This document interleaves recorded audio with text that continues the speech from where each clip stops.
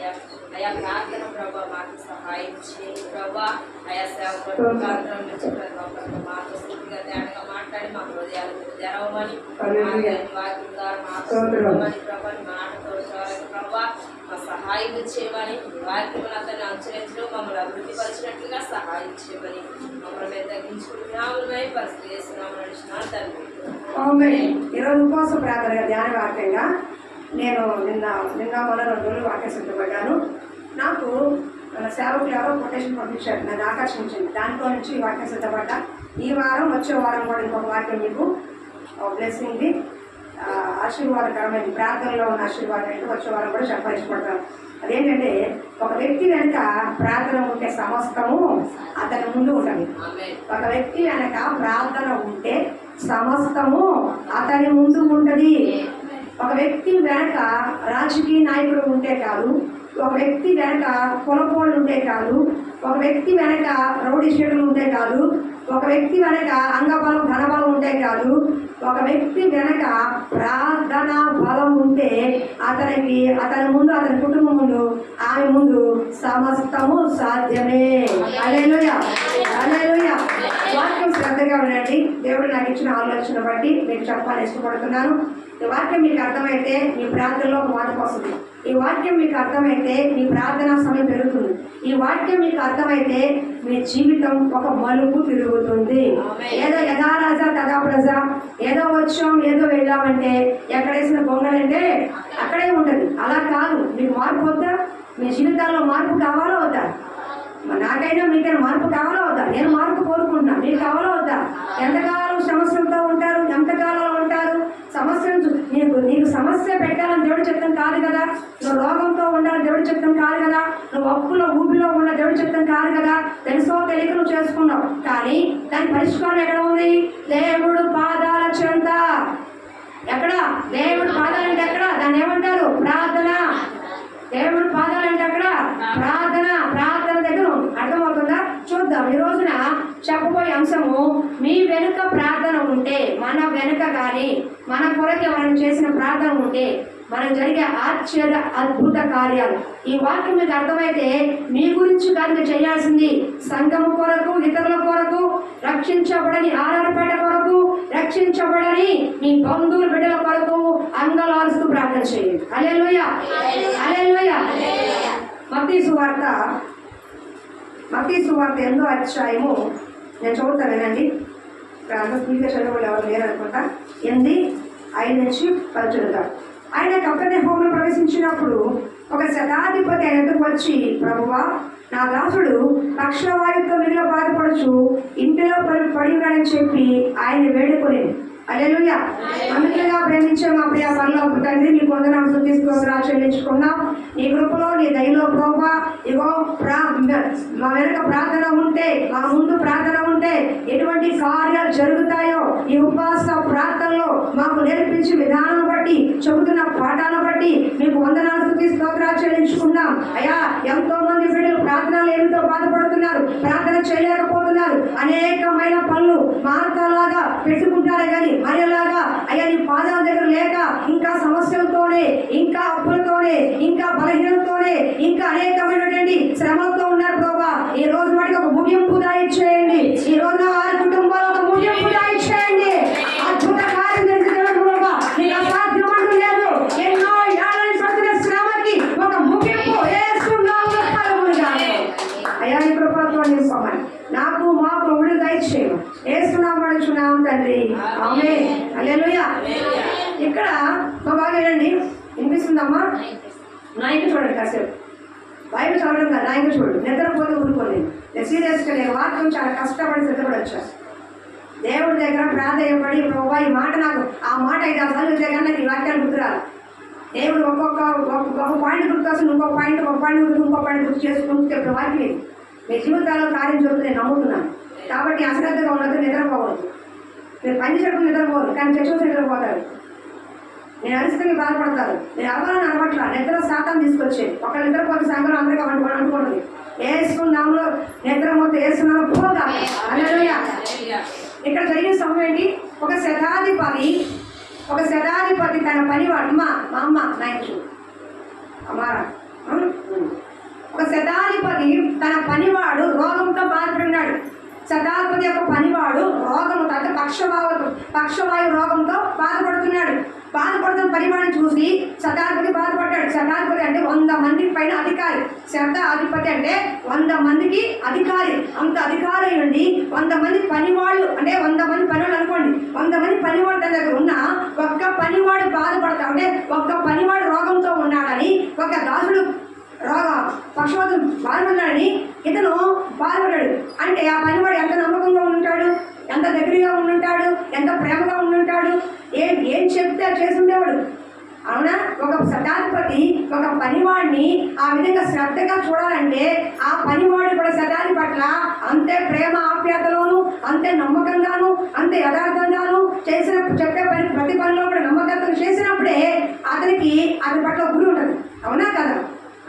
కాబట్టి ఆ దాసుడిని ప్రేమించాడు. కాబట్టి అదిగో దాన్ని ప్రేమించిన దాసుడు రోగంతో పడి ఉంటే చూడలేక యేసు ప్రభు దగ్గరకు వచ్చి నా దాసుడు రోగంతో పడి ఉన్నాడు, స్వస్థపరిచేసయ్యా అని వేడుకుంటున్నాడు. బాగా వినండి, రోగంతో పడి ఉంది ఎవరు? పనివాడు. వేడుకుంటుంది ఎవరు? శతాధిపతి. సరిగ్గా చెప్పండి. రోగంతో ఉన్నవాడు ఎవరు? దాసుడు. వేడుకుంటుంది ఎవరు? ప్రభు దగ్గరకు వచ్చి శతాధిపతి. చెప్పండి. అంటే పడిపోయి రోగంతో ఉన్నవాడు యేసు రాలా, అతని పక్షాన, అతని కొరకు, అతని వెనక శతాధిపతి యొక్క ప్రార్థన, విన్నపు, ప్రాధేయత ఉంది. అర్థమవుతుందా? అతని వెనక ఏముంది? ఎక్కడో ఇంట్లో పడుకున్నాడు దాసుడు, లెగలేని పరిస్థితుల్లో ఉన్నాడు. పోతే పోయాడు ఒక్కడే కదా అని అనుకోకుండా ఆ శతాధిపతి తనకు కావాల్సిన పనివాడు, తను ప్రేమించిన పనివాడు, తనకు నమ్మకస్తుడని చెప్పి ఎంతగానో ప్రేమించి ఆ పనివాడు ఎలాగైనా లెగాలని, అది యేసు ద్వారా సాధ్యమని చెప్పి యేసు ప్రభు దగ్గరకు వచ్చి అన్యుడైనప్పటికీ, శతాధిపతి అయినప్పటికీ, ఒక అధికారి అయినప్పటికీ, అంగబలం, అధికార బలం, ధన బలం, 100 మంది పనివాడు ఉన్నప్పటికీ ఎక్కడ సిగ్గుపడకుండా తన పనివాడు బాగుండాలని యేసు ప్రభు దగ్గర ప్రాధేయపడ్డాడు, వేడుకున్నాడు. ఈ రోజున మన ప్రార్థన అంశము మీరు మాకు ప్రార్థన చేయండి, మీరు చెయ్యాలి, అనేకుల కొరకు కూడా ప్రార్థన చెయ్యాలి. ఈరోజు మేమే బాగాలేదండి, మా కుటుంబాలే బాగాలేదు అని అయిపోవడం కాదు. మీరు బాగున్నా బాగోపోయినా మీ చేసే ప్రార్థన పక్కన నిలబెడుతుంది. ఎప్పుడైతే పక్కన నిలబడతారో ఆటోమేటిక్గా మీరు కూడా బాగుంటారు. చెట్టు పచ్చగా ఉంటే నీడ దొరుకుతుంది, ఎండిపోతే ఏమవుతుంది? చెట్టు పచ్చగా ఉంటే నీడ దొరికింది, ఎండిపోతే ఏమవుతుంది? అవునా కదా? మీరు పచ్చగా ఉంటే నలుగురికి ఉపయోగపడతారు, ఎండిపోతే ఏమవుతుంది? ఎండిన ఎముకల్లో కూడా జీవాన్ని ఇచ్చే దేవుడు మన దేవుడు. కానీ ఆ జీవాన్ని రాకుండా చేసేవారు మీరే. అర్థమవుతుందా? కాబట్టి మొట్టమొదటిగా ఏమన్నాడంటే శతాధిపతి వేడుకున్నాడంట. చూడండి 10వ యేసు ఈ మాట విని ఆశ్చర్యపడి వెంట వస్తున్నావు అని చూసి ఇశ్రాయేలు ఎవరికైనా నేను ఎంత విశ్వాసం చూడలేదను. 13 అందులో యేసు ఇక వెళ్ళము, నువ్వు విశ్వసించిన ప్రకారం నీ కబులు కాక అని ఆ గడియలోనే అతని దాని స్వస్థత పొందారు. హల్లెలూయా. నేను పూర్తిగా చెప్పండి, అంశం కాదు. అర్థమవుతుందా? ఒక వ్యక్తి స్వస్థపరచబడటానికి, ఒక వ్యక్తి రోగంతో ఉన్న వ్యక్తి లెగటానికి, పడిపోయిన వ్యక్తి లెగటానికి కారణం ఎవరంటే ఒక శతాధిపతి. దాసుడి యొక్క రోగం దాసుడి యొక్క స్వస్థత ఎవరున్నారు? శతాధిపతి యొక్క ప్రార్థన ఉంది, శతాధిపతి యొక్క విన్నపం ఉంది, శతాధిపతి యొక్క ప్రాధేయత ఉంది, బతిమాలకం ఉంది.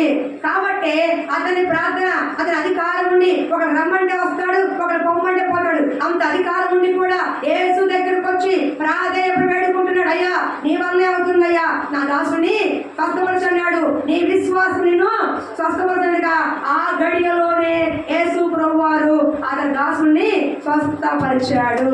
అంటే యేసు ప్రభు వారికి రోగంలో ఉన్న వాడికి మధ్య ఎవరు ఇచ్చారు? చెప్పండి, శతాధిపతిగా. మరి ఈ రోజున ఎవరిని నిలుస్తున్నావు? ఈ రోజు వాక్యం మొత్తం అర్థమైతే మీరు కన్నీరు విడవండి. ఒకవేళ ఆ పరిస్థితులు లేకపోతే ఇలాంటి భారం నాకు ఇవ్వండి అయ్యా, విడవండి. ఎంతకాలం ఉంటావు తెలియదాము, నువ్వు ఎంతకాలం మహాయి మంగళ చదువుతావు, తర్వాత వెళ్ళిపోతావు, తర్వాత తెచ్చుకోవాల్సిందిగా. మరి నీకంటూ ఒక సాక్ష్యం ఉండద్దా?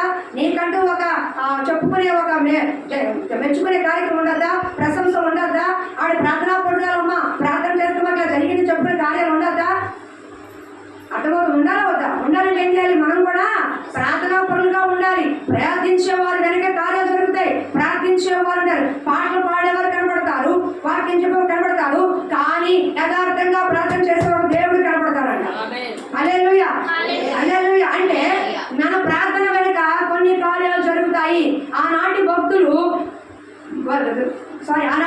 వేరే వాళ్ళ కోసం ప్రార్థన చేశారు, కొన్ని వాళ్ళు ప్రార్థన చేశారు. ఆ ప్రార్థన అన్ని కూడా దేవుడు సఫలపరిచాడు. అలాగే నీ ప్రార్థన కూడా దేవుడు సఫలపరుస్తాడు. దాంతో పాటు వాళ్ళ కోసం చేసినప్పుడు పొరుగు బిడ్డ నువ్వు చూస్తే నీ బిడ్డని దేవుడు చూస్తాడు. నీ కోసం ఎంతసేపు నా అప్పులు దేవుడి దగ్గరకు వస్తే చాలు.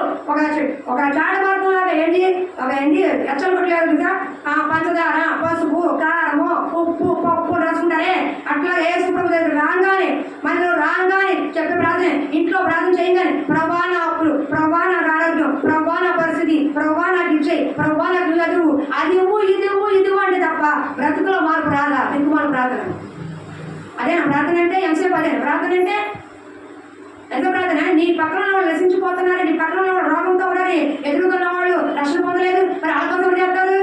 అలా చేయకపోబట్టే ఇంకా ఎదుగుబడి లేకుండా ఉన్నావు, ఆశీర్వాదం లేకుండా ఉన్నావు. అర్థమవుతుందా? ప్రార్థన నువ్వు చెయ్యాలి, ఇతరుల కోసం కూడా చెయ్యాలి. అప్పుడే మనం దీవించబడతాము, ఆశ్రయించబడతాము. హల్లెలూయా. మొట్టమొదటి ప్రార్థన చెప్తా. ఎవరు దేని కొరకు ప్రార్థన చేశారు, దేవుడు వాళ్ళకి ఏ కార్యం చేశాడు, అలా చేయటం వల్ల మనం ఏం పొందుకుంటాం? అర్థమవుతుందా? మనకి ఏంటి లాభం? మనకి లాభం ఉండాలి కదా మీకు కూడా. కాబట్టి మీరు ఏం చేయాలి? ఈ మాట శ్రద్ధగా విని మీకు అర్థమైతే ఒక భారం తేలండి, గుండెలో బరువు తేలండి. అయ్యో ఇలాంటి ప్రార్థన చేయలేకపోయాలి, అయ్యో ఇలాంటి ప్రార్థన నేను లేకుండా పోయానని కళ్ళలో నీళ్లు పెట్టుకుని వెళ్ళండి, ఇంటిలో ప్రార్థన చేయండి. అర్థమవుతుందా? ఒకరోజు కాదు, ప్రతిరోజు చేయండి. మొట్టమొదటి చూడండి, ఈ శతాధిపతి తన దాసుడి కోసము యేసు ప్రభు వేడుకున్నట్లుగా మనము కూడా కొన్ని కార్యాలను వేడుకోవాలి. మన కొరకు మనం ప్రార్థన చేయడం ఎంత అవసరమో ఇతరుల కొరకు కూడా ప్రార్థన చేయి. నిన్ను నీ పొరుగు వారిని ప్రేమించు. ప్రేమ అంటే ఏంటి? ఆయన చెప్పడం కాదు, మా ఇంట్లో కూర మీ ఇంట్లో రావడం, మా ఇంట్లో లడ్డూలు మీ ఇంట్లో రావడం కాదు. అవతల వాళ్ళ కష్టంలో ఉంటే కన్నీరు విడిచి ప్రార్థన చేసే వ్యక్తిగా నువ్వు ఉండాలి. ఆ కుటుంబం బాగుపడాలనే ప్రేమ ఉండాలి, ఆ వ్యక్తి బాగుపడాలనే ప్రేమ నీకు ఉండాలి, ఆ వ్యక్తి నశించుకోకూడని ప్రేమ నీకు ఉండాలి, ఆ వ్యక్తి వ్యసనాల నుంచి విడిచిపెట్టాలని ప్రేమ నీకు ఉండాలి. అదే ప్రేమ అంటే వాళ్ళ మేలు కోరుకోవడం ప్రేమ, ఒకళ్ళ బాగు కోరుకోవడమే ప్రేమ, ఒకళ్ళ మంచిగా ఉండాలి అనుకోవడమే ప్రేమ. నీకు అర్థమవుతుందా? నీకు అర్థమవుతుంది? నన్ను అన్నారు కదా పోవాలి నన్ను ప్రేమ కాదు. అర్థమవుతుందా? అది వాళ్ళ ప్రేమ కాదు, వాళ్ళ ప్రార్థన చేయడం ఆలోచించదు. కాబట్టి నిన్ను వాళ్ళని పొరుగు ప్రేమించినట్టుకో నువ్వు వాళ్ళ కోసం ప్రార్థన చేసావనుకో, నీ పక్షాన యేసు ప్రభువే ప్రార్థన చేస్తాడు. ఒక మనిషిగా నువ్వు చేస్తున్నావు,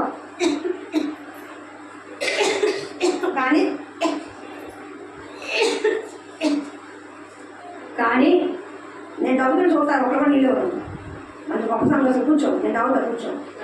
ఎప్పుడు నీకు బుద్ధి వస్తుంది, ఎప్పుడు జ్ఞానం వస్తుంది, ఎంత తగ్గనే చూస్తానే ఉంటారు అంతే. కనిపించగలను తక్కువని. సరే, ఏం చెప్తున్నాను? ఏమన్నా మీరు గొప్ప విశ్వాసం లేదు. ఇలాంటి గొప్ప విశ్వాసం ఏ సంఘస్థులు దొరకకూడదు. చచ్చిపోతున్నా సరే పని చేయరు, ఒంట్లో బాగుపడి చూడడానికి రాదు.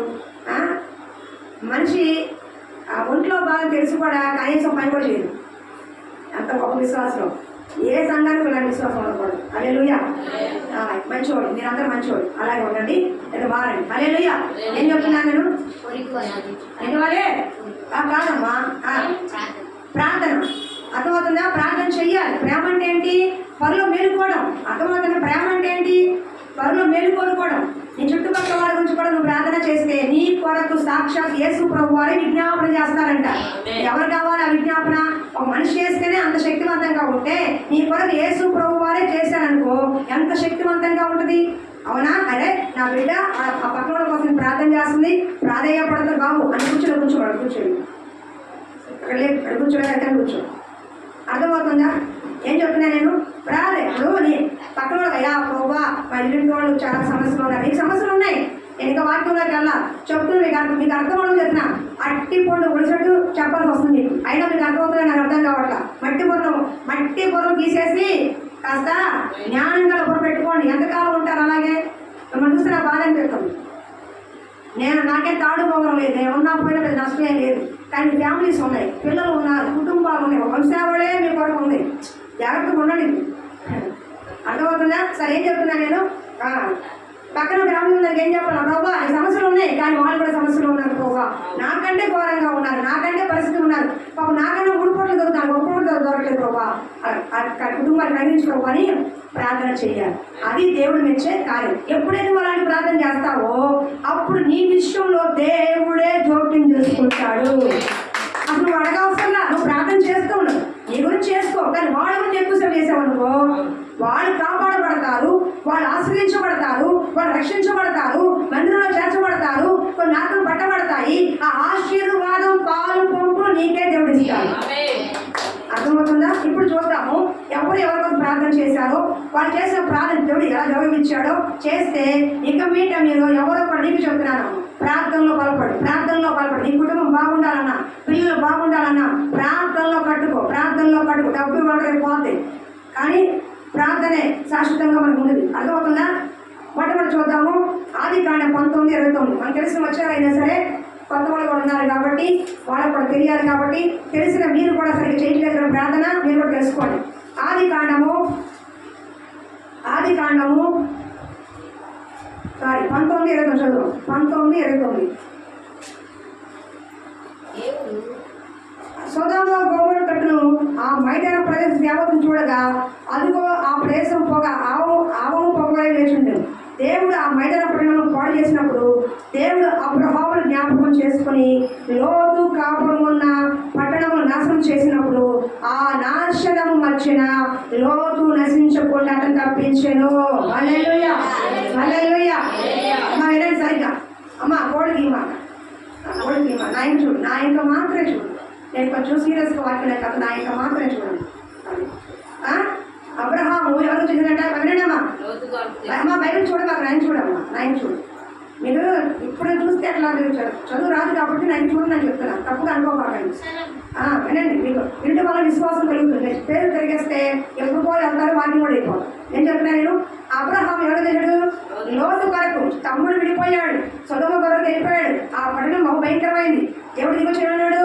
అబ్రహాం చెప్పాడు, ఆ సొదొమ పట్టణం వాళ్ళ పాపము భయంకరంగా ఉంది, ఆ పట్టణాన్ని నాశనం చేసేస్తా అన్నాడు.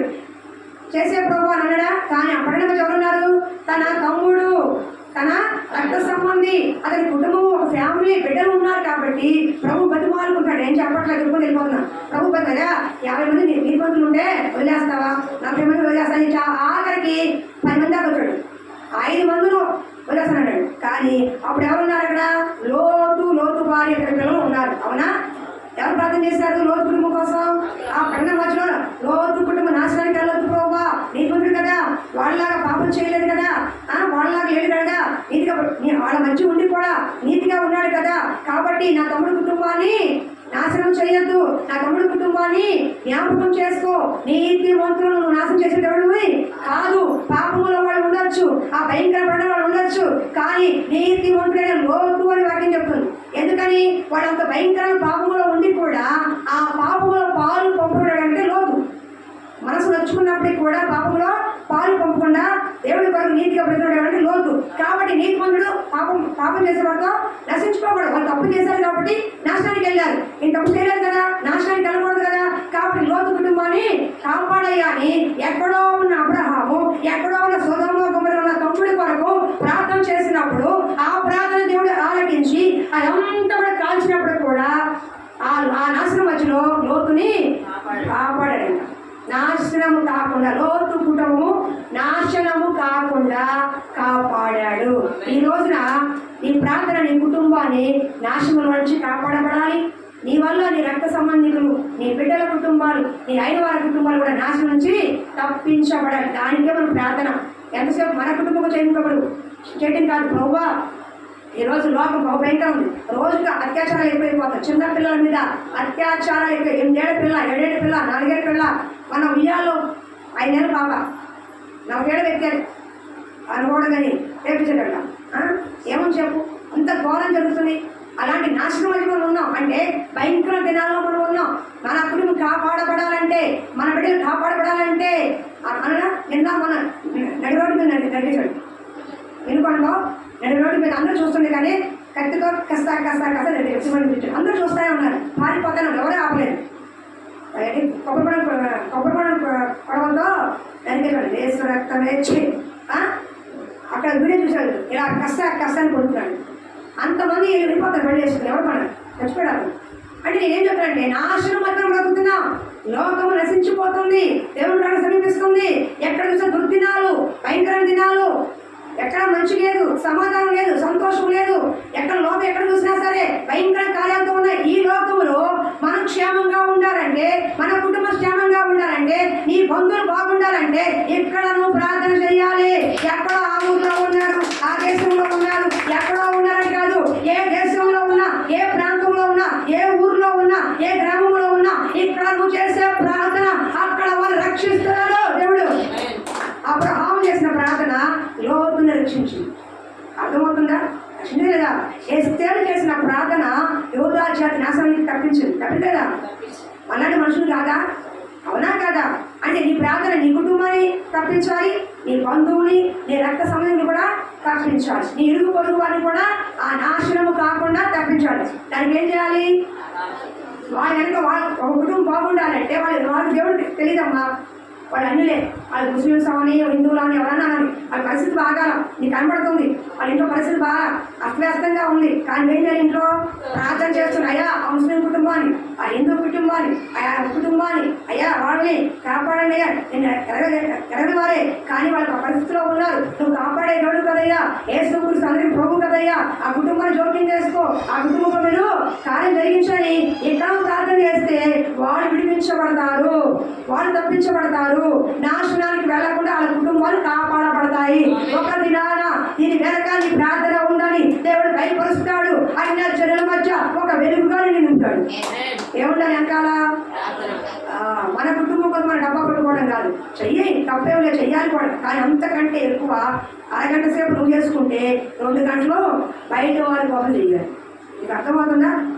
అప్పుడు నీ ప్రార్థన బట్టి ఏదో ఒక కుటుంబము తప్పించబడుతుంది. ఎక్కడో నాశనానికి వెళ్ళే వ్యక్తి తప్పించబడతాడు.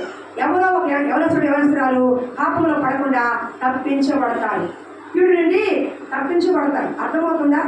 అర్థమవుతుందా? చెయ్యాలి వద్ద ప్రార్థన చేస్తున్నారా? మీరేమన్నా చేయకపోతే ఏం చేయాలి? చెయ్యాలి. చెయ్యమని చెప్పడానికి దేవుడు వాక్యించాడు.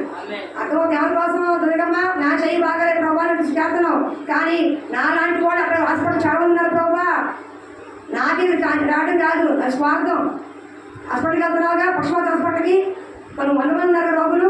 ఏం చెప్పాలి? అయ్యా నారాయణ కాలు పడిపోయిన వాళ్ళు, నోరు పడిపోయిన వాళ్ళు ఎంతమంది ఉన్నారయ్యా, వాళ్ళకు కూడా స్వస్థత ఇవ్వయ్యా, నాకు స్వస్థత ఇవ్వు, వాళ్ళకు కూడా స్వస్థత ఇవ్వని వాళ్ళ కోసం ప్రార్థన చేయాలి. నా చెయ్యే ఉండాలి, నా కాలే ఉండాలి. అట్లాగా అర్థమవుతుందా?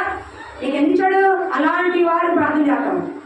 ఆ బాధ ఎంతో పడుతున్నావుగా, ఆ నొప్పి పడుతున్నావుగా, అలాంటి ఎంతకంటే భయంకరంగా ఉన్నారు వాళ్ళు కూడా ఏం చేయాలి? విడిపించబడాలి, స్వస్థత పొందాలంటే చట్టాలుగా నువ్వు దేవుడిని వేడుకోవాలి. అయ్యా నన్ను స్వస్థపరచు. నాలాంటి వారు ఎంతో మంది ఉన్నారయ్యా, బయట స్వస్థత లేకుండా ఉన్నారు, అనాథులు అమాయకులుగా ఉన్నారయ్యా, పక్షవాతంతో ఉన్నారయ్యా. నువ్వు లేవలైతే దేవుడు అయ్యా, ఏదైనా కొంచెం అడుగుతున్నారయ్యా, అటువంటి ప్రభు వాళ్ళకు కూడా దయచేయ ప్రభు అని నువ్వు ప్రార్థన చేయాలి. చేసినప్పుడు స్వస్థత పొందుకుంటావు. నీ ప్రార్థన ద్వారా అక్కడ కొంతమంది అయినా స్వస్థత పొందుకుంటావు. అది నీకు తెలియాల్సిన అవసరం లేదు. ప్రార్థన చేసేటప్పుడు నాకు కోడి మీద రావాలి, నా పేరు చెప్పుకోవాలి, నా గురించి చెప్పుకో అనుకోవాకండి. నీ గురించి చెప్పాల్సింది ఎవరు? దేవుడు. ప్రశంస ఎవరు ఇవ్వాలి? దేవుడు. నీ ఘనత ఎవరు ఇవ్వాలి? దేవుడు. నీ పదవి ఎవరు ఇవ్వాలి? బహుమానం ఎవరు ఇవ్వాలి? అంతే. దేవుని బట్టి మాత్రమే చేయి. మేము సేవకులు ఇంకా చాలా ప్రార్థన చేస్తాం, కొంతమంది కనబడడం పోనీ మనకు అనవసరం, అది దేవుడు కాదు. ప్రార్థన చేయడం మన పని, అది ఆయన పని. ఒక దినాన పరలోకలు ఏమన్నా బహుమానం ఇస్తాడు, అంతేనా? అంతేగాని వాళ్ళు చేశారు కాబట్టి చెయ్యాలి, వరాలు రావాలి, మనకు అనవసరం. మీరు పొందుకున్నారా, వెళ్ళారా, రావాలి, వాళ్ళు ఇష్టమని. అర్థమవుతుందా? ప్రార్థన చేయడం మన పని. ఒకసారి బాధ వేస్తుంది, ఎంత ప్రార్థన చేసి విశ్వాసం ఎక్కడ పోయినట్టు. అయినా సరే ప్రార్థన మాత్రం మానకూడదు. కాబట్టి ఆ లోతు నశించుకోకుండా అబ్రహాము ఎలా కాపాడబడ్డాడో నీ కుటుంబంలో ఉన్నవారు, నీ రక్తం అమ్మంటే చాలా ప్రేమ అంటుంది. మా అమ్మడి ప్రేమ నువ్వు అంటావు. ఇంకా మీ కుటుంబంలో ఎవరున్నారో, మీ కుటుంబంలో ఎవరున్నారు అనేది అనుకోండి. ప్రేమించేవాళ్ళే మీ అన్నయ్య కుటుంబం, మీరు అందరూ ఉన్నారు కదా. మరి ఆడ పరిస్థితి ఏంటి? పోతున్నా ఆడగా ప్రార్థన చేసేది ఎవరు? ఆ బిడ్డ తింటున్నారుగా, వెలిసి తీసుకుంటున్నారుగా, డబ్బులు తీసుకుంటున్నారుగా. మరి ప్రార్థన చేసేవారు వాళ్ళ కోసం. అమ్మ నేను సహాయం చేసుకుంటున్నావు, అన్నయ్య సహాయం తీసుకుంటున్నావు, తమ్ముడా అని వెళ్తున్నావు, కొడుకా అని వెళ్తున్నావు. మరి వాళ్ళ పరిస్థితి ఏంటి? వాళ్ళ కోసం ప్రార్థన చేసే వ్యక్తి ఎవరు? ఎవరు వాళ్ళ కోసం? డబ్బుకేనా మీకు? కాదు కదా. ఆ వ్యక్తి రక్షించబడాలి కదా. అయ్యో నాకు సహాయం చేసిన వ్యక్తి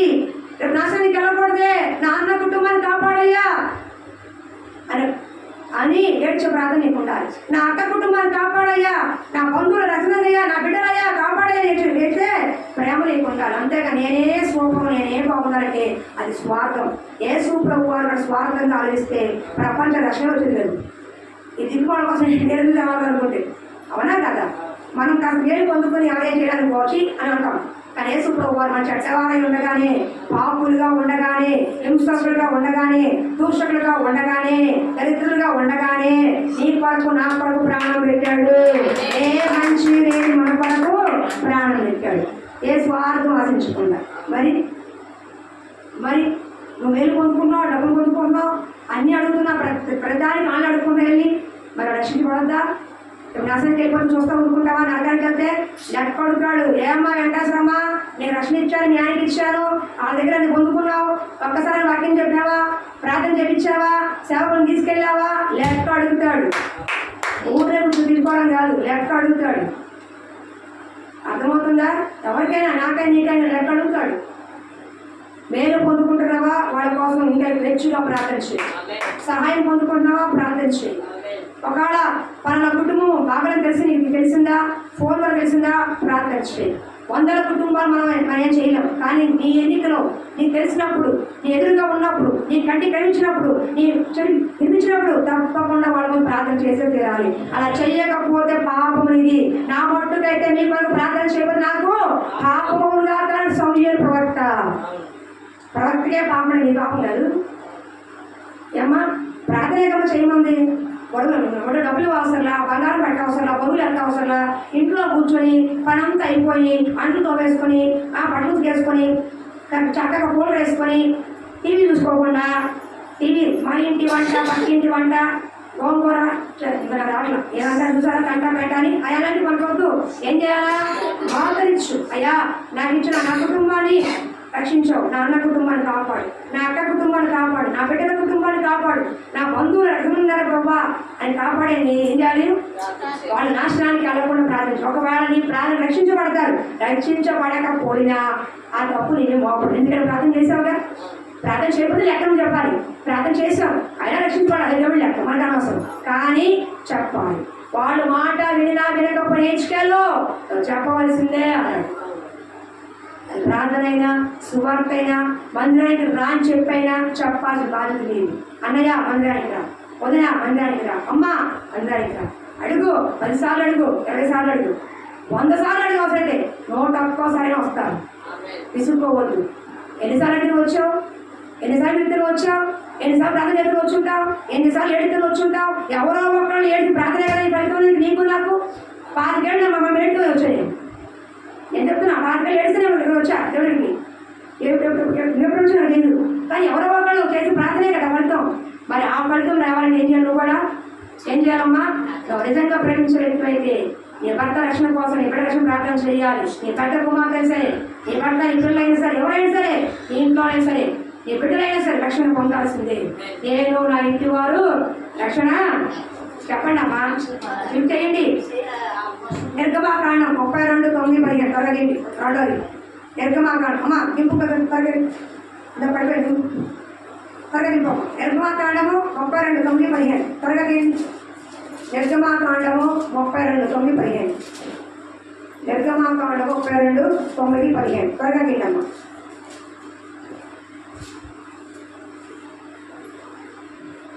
మరియు యెహోవా పెట్టాను, నేను ఈ ప్రజలు చూచి ఉన్నాను, ఇదిగో వారు లోబడనల్ల ప్రజలు, కావున నువ్వు ఊరకుండుము, నా కోపము వారి మీద మండును, నువ్వు వారిని కాల్చివేసి నిన్ను గొప్ప జనముగా చేసిన మోషే చెప్పగా, మోషే తన సేవకుడి యెహోవాను బ్రతిమాలుకొని. హల్లెలూయా, హల్లెలూయా. బాగాలేదమ్మా. మొట్టమొదటిగా లోతు కుటుంబము నాశనం కాకుండా కాపాడబడిందంటే దాని వెనక అబ్రహాము ప్రార్థన ఉంది. ఎవరు ప్రార్థన? చెప్పండి, నేను ప్రార్థన చెప్తున్నా. లోతు కుటుంబం కాపాడబడడానికి ఎవరు ప్రార్థన జరగాల? అవునా? ఇశ్రాయేలు ప్రజలు ఎవడే ఉంటాడు? వీరు లోపడనల్ల ప్రజలు. ఎంత చెప్పినా నా మాట వింటలేదు, ఎంత చెప్పినా నా మాట లోపడలా. లేపేస్తా మొత్తాన్ని. మోషే నువ్వు తప్పుకో, మొత్తాన్ని లేపేస్తా, నేను ఒక జనముగా చేస్తాను, అవసరమైతే నీ గర్భవాసాన్ని జనముగా చేస్తా, లేపేస్తానంటే అప్పుడు మోషే దేవుడు సరిలో అడ్డుపడ్డాడంట. అర్థమవుతుందా? వినండి బాగా. ఇశ్రాయేలుని నశింప చేస్తాను, వాడని చంపేస్తాను, నాకు విశ్వాసం చేస్తున్న వాడితో ఎంత చెప్పినా ఎంత చేసినా వాళ్ళకి కృతజ్ఞత లేదు. వాళ్ళు పొద్దున్న తింటున్నారు, సాయంకాలం ఏం చూడ అంటారు. కూర్చోగా వాళ్ళు తింటున్నారు, సాయంకాలానికి ఏం దేవుడు అంటున్నారు. వాళ్ళ పూరీలు అంటున్నారు, అది అంటున్నారు, ఇది అంటున్నారు, కానీ ఏం దేవుడు అంటున్నారు. రకరకాలుగా దేవుడు విసిగిస్తున్నారు. వేరు పొందుకుంటున్నారు, తర్వాత ఏం దేవుడు అంటున్నారు. చదువుతున్నారు, పడుకుతున్నారు. వేళను బట్టి నాకు బాగా విసుగు చేసింది, నువ్వు తప్పుగా మోసే నేను చంపేస్తాను అన్నాడు. ఎవరిని 20 లక్షల మంది లేపేస్తాను ఒక్క దెబ్బకి. అప్పుడు మోసే ఇలా అడ్డపడ్డాడు. ఎవరంటే మోసే ఏమన్నాడు? యెహోవా మోసే తన దేవుడిని యెహోవాను బ్రతిమాలుకొని, ఏంటంట? బ్రతిమాలు కండలేం చేసుకోండి. ఏంటంట? వినండి, చెప్పండి. బ్రతిమాలు. అమ్మ ప్రసాద్ తిరగదు, దయచేసి కూర్చో. బ్రతిమాలుకొని యెహోవా నువ్వు మహాశక్తి వలన బాహుబలం వలన ఐగుప్తు దేశంలో నుండి రప్పించిన నీ ప్రజల మీద నీ కోపం మండనేలా, ఆయన కొండలలో వారిని చంపునట్లు, భూమి మీద నుండి వారు నశింప చేయనట్లు, కీడు కొరకే వారిని తీసుకుని పోని ఐగుప్తులు చెప్పుకున్నాను. నీ కోపాగ్ని నుండి మళ్ళుకొని నువ్వు నీ ప్రజలకు ఈ కీడు చేయక దాని గురించి సంతాపపడము అని దేవుడి కోపానికి అడ్డుపడుతున్నాడు. దేవుని కోపానికి అడ్డుపడుతున్నాడు, బతిమాలుకుంటున్నాడు. అయ్యా నువ్వు వాళ్ళని బతికించలేక, కానాను దేశం చేర్చలేక, మధ్యలో చంపాడు అని భరించలేక అని అనుకుంటారు అన్నిజనులు. వాళ్ళ ద్వారా నీ నామానికి అవమానం వస్తుందయ్యా.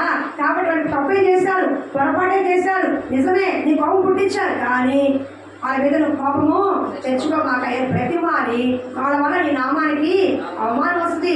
అంతమంది చంపేస్తే దేవుడు వాళ్ళు బ్రతికించలేక, పోషించలేక, వాళ్ళు నడిపించలేక చంపేశాడు బాబు అని నీకు బ్యాడ్ నేమ్ వస్తుంది. కాబట్టి దయచేసి నీ కోపాన్ని మళ్ళుకో ప్రభువా అని ఒకసారి అడ్డుపడ్డాడు. రెండోసారి విగ్రహారాలకు వెళ్ళినప్పుడు లేపేస్తానంటే వాళ్ళు లేకపోతాయ్యా, వాళ్ళు నడుచుకోవాలని అడ్డుపడాడు. అంటే ఆ రోజునే ఇశ్రాయేలు చావాల్సిన నిజం చెప్పాలండి.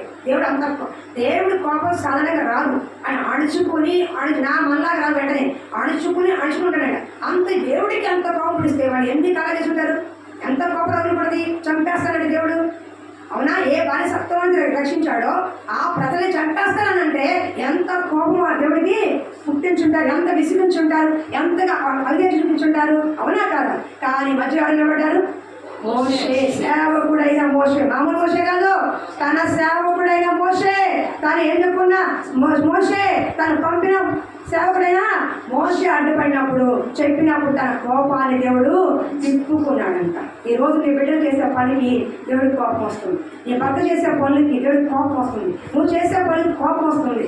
కానీ అడ్డుపడి గమనికుండా అయ్యా వాడు నిజమే తప్పు చేస్తున్నారు, పొరపాటు చేస్తున్నారు, పాపమే చేస్తున్నారు, అయ్యా ఆ శిక్ష వాళ్ళకి రానికయ్యా అని అడ్డుపడే అమ్మా నాన్నగా మీరు ఉన్నారా? అడ్డుపడే తల్లిదండ్రులుగా ఉన్నారా? అడ్డుపడే విశ్వాసులుగా ఉన్నారా? అడ్డుపడే సేవకులు ఈరోజు ఉన్నారా? సేవకులు అడ్డుపడాలి. ఈ రోజున కొద్దిగా గొప్ప సంఘము మీరు కాదండి, ఏ సేవకులు పెట్టేసే పని అయినా సంఘం అందరూ వేరుతారా? పర్ఫెక్ట్, అందరూ పరిపూర్ణులు కాదు, పర్ఫెక్ట్ కాదు. కానీ వాళ్ళ కోసం ఏం చేయాలి? ప్రార్థన చేయాలి. ఒకసారి కోపం వస్తుంది, బాధ వస్తుంది, చికాకు వస్తుంది, ఇంకా రకరకాల ఫీలింగ్స్ వస్తాయి. అయినప్పటికీ కూడా ఎక్కడో చోట ఏం చేయాలి? చేయతి ప్రభు వాళ్ళ అవిధేయతని క్షమించు, వాళ్ళ తిరుగుబాటుని క్షమించు, వాళ్ళు చేసిన తప్పుని క్షమించని ఎత్తిపట్టి ప్రార్థన చేయడం సేవకుడి యొక్క లక్షణము. ఏ సంఘంలో అయితే సేవకులు ఆ విధంగా ప్రార్థన చేస్తారో ఆ సంఘ బిడ్డలు కాపాడబడతారు. మీరు తప్పులు చేస్తారు, మీరు పొరపాటు చేస్తారు, మీరు పాపం చేస్తారు, నాకు ఎవరికి అని తెలుసు, అలాగే సేవ తెలుసు. కానీ ఆ కోపం వీటికి వస్తే ఎవరు చచ్చిపోతారు. ఎవరు కోపం చేస్తారు? చచ్చిపోతారు. ఎదురులేదు, ఏమేమి ఒకేసారి. కానీ ఆ కోపం రాకుండా అడ్డుపడే, నీ కొరకు అడ్డుపడే సేవకులు కలిగి ఉన్నావా? ఈ రోజు నువ్వు చేసే తప్పులకి, పొరపాట్లకి అయ్యా దయతో క్షమించి జ్ఞాపకం చేసుకో ప్రభా, ఒక అవకాశం ప్రభా నీ జ్ఞాపకం చేసే సేవకులు కలిగి ఉన్నారా? వస్తున్నారు పోతున్నారు ఎంతనాలు తీసుకున్నారని అనుకుంటున్నారే కానీ సమాధానం లేక, సంతోషం లేక, అల్లకల్లోలుగా కుటుంబాలు ఉంటే వాళ్ళ కోసం ఏడ్ చేసే సేవకులు కలిగి ఉన్నావా? తప్పు చేసిన గట్టించే సేవకులు కలిగి ఉన్నావా? ప్రయాసపడే సేవకులు కలిగి ఉన్నారా? మీరు అర్థమవుతుందా? మోషే దేవుడు సరే అర్థమైందంట.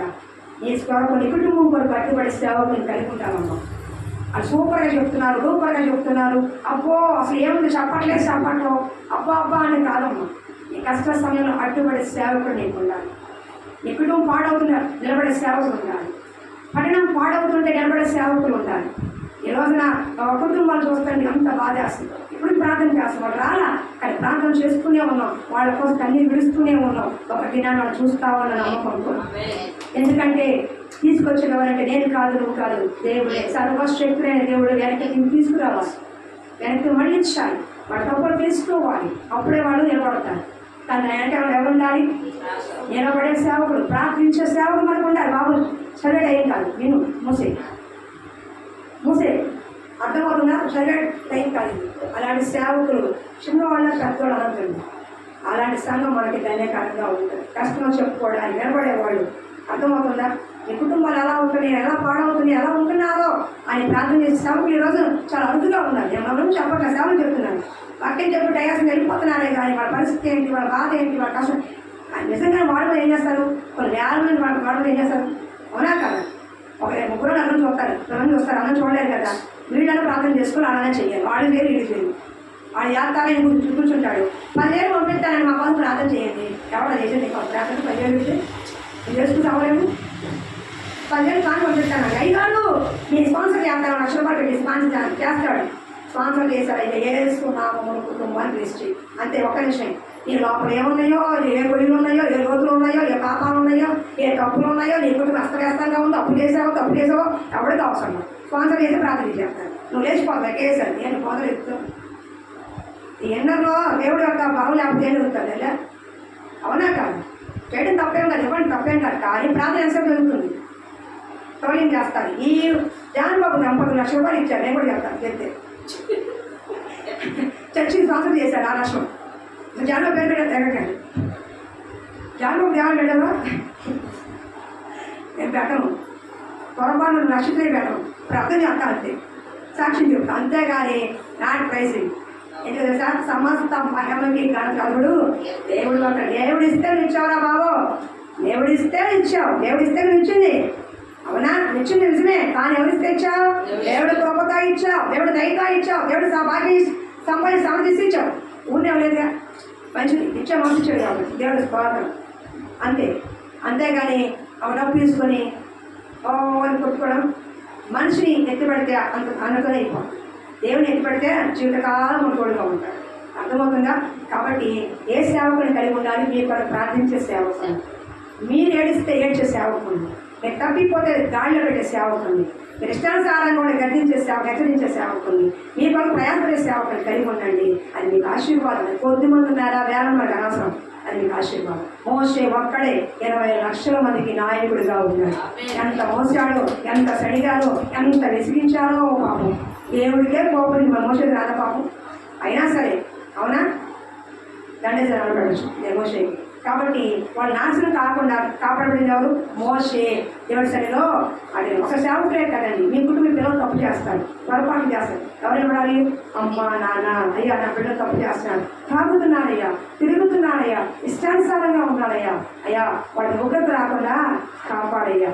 ఏమన్నా వస్తే చచ్చిపోతే ఏమొస్తాయ్యా? నిలబడితే ఉదయానా రక్షణ పొందుకుంటారు. నీ కొరకు నిలబడతారయ్యా, సాక్షిగా ఉంటారయ్యా. నిజమే అయ్యా, నా తప్పుగా మన్నించి నా బిడ్డను కాపాడయ్యా అని ప్రార్థించి అమ్మ అని ఎంతమంది ఉన్నారు. నా బిడ్డ తాగుతున్నాడు, తిరుగుతున్నాడు, మాట ఇంటలేదు, అమ్మాయి దగ్గర ఉన్నాడు, ఇలా ఉన్నాడు చెప్పి అమ్మ బాబులు గొప్పలు ఉన్నారు. కానీ క్రైస్తవ కుటుంబాలు నిలబడి ప్రార్థన చేసి అమ్మ నాన్న ఎంతమంది ఉన్నారు. ఏ బిడ్డల కోసం దేవుడు ఉగ్రత 18 ఏళ్ళగా రాలిపోతున్నారు, 20 ఏళ్ళగా రాలిపోతున్నారు, 19 ఏళ్ళగా రాలిపోతున్నారు. అంటే ఎక్కడ ధైర్యంగా ఏం లేదు, ప్రార్థన లేదు. వాడు నాశనానికి వెళ్తున్నాడు. కానీ నశించిపోకుండా నీ ప్రార్థన కాపాడాలి. అది ఒక సేవకులు మాత్రం బాధ్యత కాదు, సంఘం సేవకులు. మరి నీ కుటుంబాల్లో నీ భర్త, నీ భార్య, నీ బిడ్డలు, నీ బంధువులు, ఇరుగు పొరుగు వారు, నీ స్నేహితులు ఎవరు నిలబడతారు? మోసేలాగా మీరే మనమే నిలబడాలి. అంటే దేవుడు ఉగ్రత వాళ్ళ మీద రాకుండా నిలబడాలి. చెప్పండి అమ్మా, సరి కూర్చో. మనమే. హల్లెలూయా, హల్లెలూయా. ఎస్తేరు నిలబడింది. యూదా జాతి నాశనానికి వెళ్ళిపోతుంది. ఎవరు నిలబడ్డారు? ఎస్తేరు నిలబడిందా లేదా? చెప్పండి. ఇక్కడ 3 నాశనాలమ్మా. ఒకటి అబ్రహాము చేసిన ఆ లోతు కుటుంబము నాశనం కాకుండా కాపాడబడింది అంటారు అబ్రహాం ప్రార్థన. ఇజ్రాయేల్ నాశనం ఉగ్రతను అంటే చావకుండా ఉగ్రతలో చావకుండా రక్షింపడిన కారణాలు మోషే. యూదాజాతి నాశనానికి వెళ్ళకుండా కాపాడబడిన ఎవరి వల్ల? ఎస్తేరు ప్రార్థన వల్ల. అంటే ఎవరో వెనక ఒక వ్యక్తి చేసిన ప్రార్థన, ఎవరో మీ వెనక చేసిన ప్రార్థన, సేవకులు చేసిన ప్రార్థన, విశ్వాసం చేసిన ప్రార్థన, ఎక్కడో ముక్కు మొహం చేసిన ప్రార్థన ఈరోజు మనం రక్షించబడిన స్థితిలో ఉన్నాము. మనం ఏం చేయాలి? ఎక్కడ నాశనానికి వెళ్ళిపోతుందో, తప్పిపోతుందో, పాడైపోతుందో వాళ్ళ కొరకు ఏం జరిగింది? మీరు నిలబడాలి. వాళ్ళ వెనక మీరు ఉండాలి. ఒక దినాన ఇదిగో తాగబోతున్న కొడుకు చెప్పాలి, ఇదిగో ఈరోజు నేను మార్చిపడ్డానంటే ఒక భయంకరంగా నేను తాగాను, తిరిగాను, నష్టానుసారంగా ఉన్నాను, నా జీవితం ఎంతో నష్టానుసారంగా తిరిగాను, నా జీవితం ఎంతో పాడైపోయింది, ఈరోజు నేను బాగుపడ్డానంటే మా అమ్మ నాయన చేసిన ప్రార్థన, మా సేవలు చేసిన ప్రార్థన, మా బాబాయ్ పిల్ల చేసిన ప్రార్థన, లేదా మా అక్క మా అన్న చేసిన ప్రార్థన అని వాళ్ళు ఒక సాక్ష్యం చెప్పాలి. నేను చెప్పట్లేదు మా చేసిన ప్రార్థన అని చెప్పాను లేదా?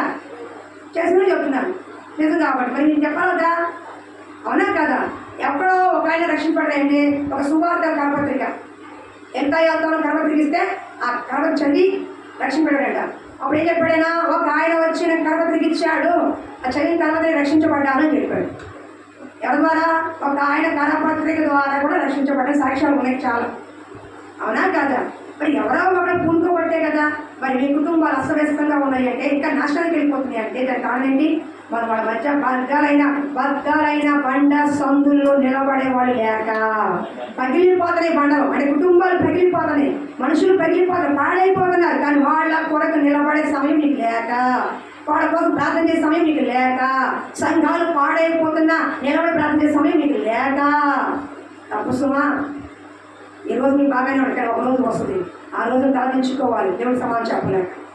అర్థమవుతుందా? జ్ఞాపకం చేసుకోండి. నువ్వు చెప్పాను కాదు, ఎవరు చెప్పా? ఫస్ట్ దాంట్లో ఏంటి?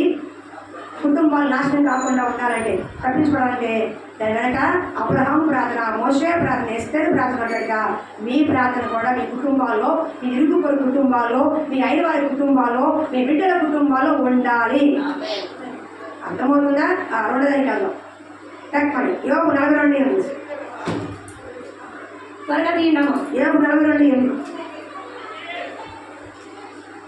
టైం అవుతుందా? మీకు బాగుంటుంది, ముగించాలి, త్వరగా ముందుకు వెళ్తే బాగుంటుంది. యోగు 42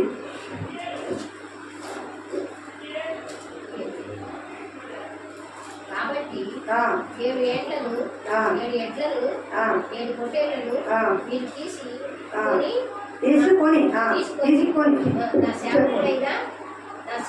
ఏపు నిమిత్తము మా సేవకుడు ఏపు నిమిత్తము ప్రార్థన చేయను, మీ అవివేకం బట్టి మేము శిక్షింపకున్నట్లు నేను అతన్ని మాత్రం అంగీకరించాను. హల్లెలూయా. నేను త్వరగా చెప్పుకుని వెళ్తున్నానమ్మా.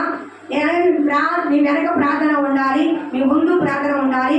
మరి కొన్ని కుటుంబాలు బాగుపడడానికి కూడా మీ ప్రార్థన అవసరము. ఎవరో ఒకరు చేసిన ప్రార్థనే కొన్ని కుటుంబాన్ని కొన్ని కార్యాలు చేస్తుంది అని మనకి చెప్తున్న వాక్యం. మొట్టమొదటి ఏంటి? నాశనం కాకుండా తప్పించబడాలంటే మనము అబ్రహాం ప్రార్థన చేసినట్లుగా, మోషే చేసినట్లుగా, ఎస్తేరు చేసి ప్రార్థన చేయాలి. కాబట్టి వాళ్ళు నాశనానికి వెళ్ళిపోకుండా, ఒక వంశంలో పోకుండా కాపాడబడ్డారు. రెండోది ఏంటి? యోబు స్నేహితులు నిమిత్తం ప్రార్థన చేసినప్పుడు దేవుడు అంగీకరించాడు. అంటే యోబు స్నేహితులు శిక్షించబడాలి, వాళ్ళు చేసిన పనులకి, అవమానానికి, తింగర మాటలకి శిక్షించబడాలి. కానీ యోబు ప్రార్థన చేస్తే మిమ్మల్ని అంగీకరిస్తాను, ఆ శిక్ష మీ మీద రాకుండా నేను కాపాడుతానని దేవుడు చెప్తున్నాడు. వారి ఎవరైతే ప్రార్థన యోబు స్నేహితుల కోసం ప్రార్థన చేసినప్పుడు వాళ్ళు రక్షించబడ్డారు, శిక్షించబడకుండా.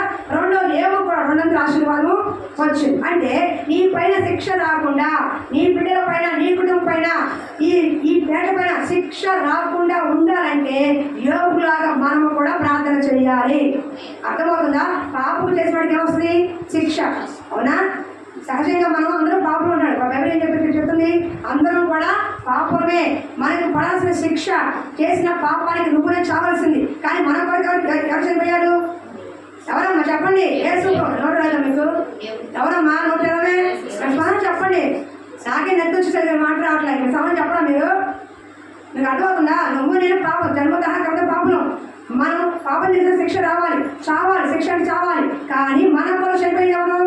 యేసు ప్రభువు వారు. అవునా? ఆ శిక్ష తానే భరించి మనకు రావాల్సిన శిక్ష, పాపం వల్ల, శాపం వల్ల, అవిధేయత వల్ల రావాల్సిన శిక్షను మన కొరకు భరించిన వాడు యేసుక్రీస్తు వారు. ఆ శిక్ష మనకి రాకుండా ఆయన శిక్షించబడ్డాడు. అలాగే ఈ కుటుంబంలో చేసిన పాపానికి, తప్పిదానికి శిక్షనికి రావాలి. అర్థమవుతుందా? శిక్షనికి రావాలి. కానీ ఆ శిక్షించబడకుండానట్లు రక్షించబడాలంటే వారి కొరకు ప్రార్థన చేసేవాళ్ళు ఉండాలి. అర్థం చెప్పకూడదు. అర్థమవుతుందా? చేసిన అవిధేయతకి, పాపానికి, తప్పుడు పనులకి, పొరపాట్లకి శిక్ష రావాలి. కానీ ఆ శిక్ష నీ మీద పడకుండా, నువ్వు చావకుండా ఇంకా ప్రతి పట్టగడుతున్నావంటే ఒక వ్యక్తి చేసిన ప్రార్థన. అర్థమవుతుందా? నీ మీద శిక్ష రాకుండా ఉండాలంటే ఏది? మన పిల్లలు పొరపాటు చేశారు, ఏం చేద్దాం? మనం వీలుతాం. తప్పు చేస్తే ఏం చేద్దాం? మాట వినకపోతే ఏం చేస్తారు? తల్లి మనం వీలు, అది శిక్ష అంటారు. చెప్పిన మాట వెళ్ళలేదు కాబట్టి ఇంకేం చెప్తున్నా, అరే నా సార్ చెప్తాను మాట వెళ్ళలేదురా అని మనం దెబ్బ కొట్టి దాన్ని ఏమంటారు? శిక్ష అంటారు. అవునా? మనం దెబ్బ కూడా శిక్షించడం. అలాగే దేవుడు మనం దేవుడి మాట వింటున్నా, దేవుడు పని చేయట్లా, ఇష్టానుసారంగా ఉంటున్నాం, శిక్ష రావాల్సిందే. కానీ రాకుండా ఉండడానికి నేను వెనక ఎవరో ఒకటి చేసిన ప్రార్థన నేను కాపాడుతుంది. అర్థమవుతుందా? ఈ చరణంలో 70 సంవత్సరాలు ఉన్నారు ఎవరు? ఇశ్రాయేలు ప్రజలు. ఇరిమియా ఆమెకు ఎప్పుడో వెళ్ళా, ఎవరు చెప్పేసాడు మీకు 75 సంవత్సరాల నుంచి చరణంలోకి వెళ్ళిపోన్నాడు. వెళ్ళిపోయాడు. చరణంలోకి వెళ్ళిపోయి శిక్షించబడుతున్న వాడికి రక్షణ వచ్చినట్లుగా దానియేలు కొనుక్కున్నాడు. దానియేలు కొంత అధ్యాయం ఉంటుంది. అయ్యా 70 సంవత్సరాలు చరణంలోకి వెళ్ళి చెప్పావు కదా, 70 సంవత్సరాలు సంపూర్ణం చేసుకున్నాయి, ఇప్పుడు వాళ్ళు బయటికి రావాల్సిన సమయం అయ్యా, శిక్ష అనుభవించారు, మా పితరుల దోషము. నిన్న ఆయన ఏమన్నాడు? తను తప్పు చేయలేదు. దాని ఏ తప్పు చేయలే, కానీ నా పితరుల పాపము, నా పాపము, నేను పాపం చేసిన వారము, ఆ శిక్ష మాకు సరైందే. కానీ ఇప్పుడు 70 సంవత్సరాలు అయిపోయిందయ్యా, చరణంలోంచి వాడిని బయటికి తీసుకురా, చరణంలోంచి బయటికి తీసుకురా. 77 చరణంలో ఉన్నారు, బాధలోనే ఉన్నారు, శ్రమంలోనే ఉన్నారు, బంధకాల్లో ఉన్నారు, ఏడుస్తూ ఉన్నారు, అవిధేయతలో ఉన్నారు, కష్టంలో ఉన్నారు, ఇబ్బందుల్లో ఉన్నారు, కొలువులో ఉన్నారు. అయిపోయింది, ఎప్పుడైనా బయటికి తీసుకురా ప్రభువా, ఆ శిక్ష నుంచి తప్పించయ్యా అని దానియేలు ఉపవాసం నుండి ప్రార్థన చేస్తే దానియేలు చేసిన ప్రార్థన జ్ఞాపకం చేసుకున్న దేవుడు చరణంలో ఉన్న ఇశ్రాయేలుని తప్పక బయటికి తీసుకొచ్చాడు. ఈరోజు శిక్షించబడుతున్నాం. శిక్ష అంటే ఒంటి దెబ్బలు ఒకటే కాదు. అర్థమవుతుందా? శ్రమల వల్ల, ఇబ్బందుల వల్ల, ఇరుకుల వల్ల, కొన్ని కార్యాల వల్ల శిక్షించబడుతున్నావు. ఇక నీకు టైం అయిపోయింది, నీ శిక్షించే టైము అయిపోయింది, క్షణాలము అయిపోయింది, బయటకు వచ్చే సమయం ఆసనం అయిపోయింది, విడుదల సమయం ఆసనమైంది. క్షణంలో ఉన్న వారికి విడుదల. దానియేలు చేసిన ప్రార్థన దేవుడి జ్ఞాపకం చేసుకుని కొన్ని వేల మంది చెరలో ఉన్న వారికి విడుదల ఇచ్చాడు దేవుడు. దేవుడు శిక్షించబడుతున్నారు, ఇరుకుల్లో, ఇబ్బందుల్లో, అనేక అవమానాల్లో, దిక్ప్రస్థితిలో శిక్షించబడుతున్న వారికి ఈ రోజు విడుదల దేవుడు ఇస్తున్నాడు. ఏడే విడుదల. చెమ్మగిల్లు కళ్ళలోన కన్నీలంతకాలం, కష్టాల బాటలోనే సాగదు పయనం, విడుదల సమీపించెను, నీకు వెలుగు ఉదయించెను, విడుదల సమీపించెను, నీకు వెలుగు ఉదయించెను. హల్లెలూయా. 70 సంవత్సరాలు పడుతున్నారు, వాళ్ళు 70 సంవత్సరాల్లో ఉన్నారు. నువ్వు 10 ఏళ్ళు ఉన్నావో, 5 ఏళ్ళు ఉన్నావో, 20 ఏళ్ళుగా ఉన్నావో, 2 ఏళ్ళుగా ఉన్నావో, 5 ఏళ్ళుగా ఉన్నావో, సంవత్సరంలో లేదు, చెరలో నుండి విడుదల సమీపించి ఏ చెరలో ఉన్నావో, ఏ ఇబ్బందుల్లో ఉన్నావో, ఏ కడుగులో ఉన్నావో, ఏ శ్రమలో ఉన్నావో, విడుదల నీ కొరకు ప్రార్థన చేసే వాళ్ళు ఉన్నారు. సామాన్యులు లాంటి ఒకడు ఉన్నాడు. క్షణంలో నుంచి విడిపించబడతాం. అర్థమవుతుందా? సేవకులే ఆ దానియేలు. అయ్యా వీళ్ళెంతకాలం బాధపడుతున్నారయ్యా, ఇంతకాలం ఉన్నారయ్యా, ఇంతకాలం బాధపడుతున్నారు, ఇంతకాలం శ్రమంలో ఉన్నారయ్యా, ఇంకెప్పుడయ్యా విడుదలిచ్చేయకపోవా, 450 ఏళ్ళు పడ్డారు సార్ ఇశ్రాయేలు, 70 ఏళ్ళు పడ్డారు. మీరు ఎంతకాలం పడుతున్నారు నాకు తెలియదు. ఈ రోజున వాగ్దానం నమ్ము, చెర అనుభవంలో నుంచి ఏ శ్రమ, ఇబ్బంది, కొలిమిలో ఉన్నావో నీకు విడుదల సమీపించింది, విడుదల సమీపించే జరుగుతుంది. కానీ దానియేలులాగా ఏం చేయాలి? ప్రార్థన చేయాలి. అయా చరానుభవంలో ఉన్న వాడి కొరకు విడిపించు. ఈ రోజున బంధకాల్లో, చరానుభవంలో ఒక అప్పులు ఇంతమందిలే కాదు, వ్యసనాలు, అవునా? ఆ బంధకాల నుంచి బయటికి రాకుండా డ్రగ్స్, వ్యసనాలు, ఫోన్ వీడియోస్, రకరకాల భయంకరం. అసలు మనిషి ఎంత పతనం అవ్వాలో పశువు కంటే హీనంగా అంత పతనం అయిపోతుంది మనిషి. మొన్న చెప్తే సిగ్గుచేడు నేను యూట్యూబ్లో చూశాను. గ్యాదర్ రేపు చేశారు. గ్యాదర్ రేపు మనిషిగా నాడు తాగి మొత్తం గ్యాదని అత్యాచారం చేశాడు. పశువు అంటే మనిషి పశువు కంటే హీనంగా దిగజారుతున్నాడు. నీకు తెలిస్తే అసలు నాకైతే కళ్ళలో నీళ్ళు వచ్చింది, చాలా బాధ వేసింది. పసిపిల్లలు అదట్లా, పశువులు అదట్లా. అసలు మనిషి ఎంత దిగజారిపోతున్నాడు ఏంటి? వీళ్ళ ప్రార్థన చేసేది ఎవరు, నిలబడేది ఎవరు, వీళ్ళ కుటుంబాల పరిస్థితి ఏంటి, వీళ్ళ పిల్లల పరిస్థితి ఏంటి? మీకు అర్థమవుతుందా? ఆ మనిషి ఎంత హీనంగా ఏర్పడి ఆ పని చేస్తుంటాడు, ఎంత హీనంగా దిగజారిపోయాడు మనిషి. ఆ వ్యక్తిని చంపడమైనా, అత్యాచారమైనా, దోపిడీ అయినా, దొంగతనం అయినా, అవునా, ఒక జైల్లో ఉండటమైనా ఎంత హీనంగా దిగజారిపోతే ఆ వ్యక్తి ఆ స్థితిలో ఉంటాడు. వాడి కోసం ప్రార్థన చేసేది ఎవరు? ఆ చెరలో ఉన్న వాడి కోసం ప్రార్థన చేసేది ఎవరు? అబ్బో వాడు అలా చేసాడా, ఆడు చంపేయాలి, నిజమే చంపాలి, చేసిన చంపాలి అని అడుగు ప్రార్థన చేసేది ఎవరు? ఇంకొకటి ఆ విధంగా ఉండకుండా జరగకుండా ఉండాలి ప్రార్థన చేసేది ఎవరు? ఏదో పసిపిల్లల మీద అగాధ జరుగుతుంటే ఆడపిల్ల తల్లులైన మీరు ఎలా ప్రార్థన చేస్తున్నారు? ఇంట్లో జంపం చేస్తున్నారు. మగపిల్లలు పాడైపోతున్న మగపిల్ల అమ్మ నాన్న ఎందుకు ప్రార్థన చేస్తారు భారంతో? ఆ చెరలో ఎవరు వినిపిస్తారు? నువ్వు ప్రార్థన చేస్తే, దానియేలులాగా నువ్వు ప్రార్థన చేస్తే చెరలో, బంధకాల్లో, జైల్లో మగ్గిపోతున్న వారు బయటికి తీసుకొస్తాడు దేవుడు. హల్లెలూయా, హల్లెలూయా. జాగ్రత్త సుమా, నీ ప్రార్థన కొన్న శక్తి అని తెలియట్లా. మాకేం బాగాలేదు, మాకేం సమస్యలు ఉన్నాయి. నీకు సమస్య వచ్చిందండి ఏంటో తెలుసా? ఆ శ్రమంలో ఉన్న వారి పనులు ప్రార్థన చేస్తాము. నీకు అప్పులు ఉన్నాయా? అప్పులతో ఇంతకంటే హీనమైన పరిస్థితులు, అవమానంతో చచ్చిపోవాలి, ఆత్మహత్య చేసి చచ్చిపోయారు 10,000 కోసం, అప్పుల కోసం భరించలేక. అలాంటి వాళ్ళ కోసం కన్నీటితో ప్రార్థన చేస్తాయా, నేను ఎంత అవమానపడుతున్నాను, ఎంత బాధపడుతున్నాను, ఎంత కష్టపడుతున్నాను, నాకంటే ఎంతో మంది ఉన్నారు, ఆ కుటుంబాలయ్యా, పసిపిల్లలు ఉన్నారయ్యా, పిల్లలు ఉన్న కుటుంబాలయ్యా, లేవనెత్తయ్యా, కనికరించయ్యా, తెలుసు ఎత్తి చేశారయ్యా, కనికరించయ్యా, ఏడుస్తామని ప్రార్థన చేస్తాను. ఇది చేసేవాళ్ళు రోగంతో ఉన్నావా? అయ్యా ఈ రోగంతో బాధపడుతున్నాయా? ఈ రోగం ఎంతమంది బాధపడుతున్నారు? కనికరించాలి, ప్రార్థన చేస్తాము. అంతే ఊరినే కనుక్కున్నా దేవుడు. ఆ నొప్పి ఏంటో తెలిస్తే భారంగా ప్రార్థన చేస్తాము. నా కడుపులో పోతేనే నేను కడుపు మీరు అంటున్నాను. కొన్ని అనుభవం నుంచి నాకు కూడా దేవుడు ఇచ్చాడు. కొన్ని భారంగా చేయాలని కడుపులో కావచ్చాను, భారంగా జాతరకి నాకు నవ్వు కనిపించు. నిజం, కొన్ని నొప్పి తెలిస్తేనే ఇప్పుడు బయటికి వెళ్తున్నావు, సుమారు బయటికి వెళ్తున్నావు, కాలికి దెబ్బలింది, రాయి కొట్టుకుని రాయి కొంచెం తగులుకున్నావు, తోలు లేచిపోయింది, అబ్బా అబ్బా అబ్బా అంటే ఇంటికి వెళ్తావు, జనవరి కొడుకు తెలుగు వస్తున్నాడు. అవునా కదా? అప్పుడు దెబ్బలింది, తర్వాత తగ్గిపోవాలి. రేపు తెలియదు అనుకో, నీకు అలాంటిది నొప్పి తగ్గిపోయింది, అయినా సరే ఆ నొప్పి అబ్బా అని గుర్తు వస్తుంది. అరే బాబు గారు ప్రార్థన చేస్తాను. నీకు అర్థమవుతుందా? ఆ నొప్పిని భరించావు కాబట్టి, దాని నొప్పి పెయిన్ ఏంటి అంతా నీకు తెలుసు కాబట్టి ఆ భారంతో చేసే ప్రార్థన విలువైంది. ఆ భారంతో చేసే ప్రార్థన విలువైంది కాబట్టి. అర్థమవుతుందా? కొన్ని సమస్యలు గుండా వెళ్తున్నావా, శ్రమల గుండా వెళ్తున్నావా, భయపడమాక.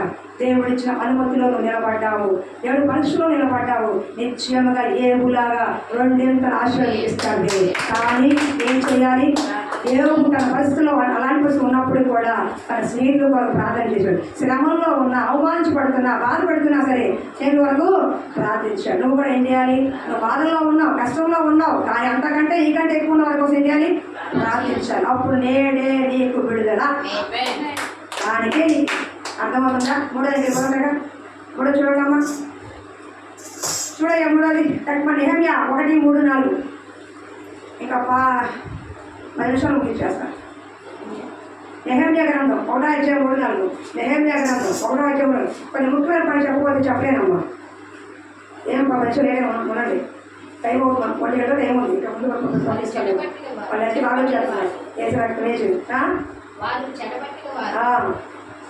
శేషించిన వారు ఆ దేశంలో బహుగా శ్రమలు విడుదలను పొంది మొక్కలు ముక్కలు నాకే అర్థం నేను నచ్చి నమ్మును నాకు చెప్పలాగా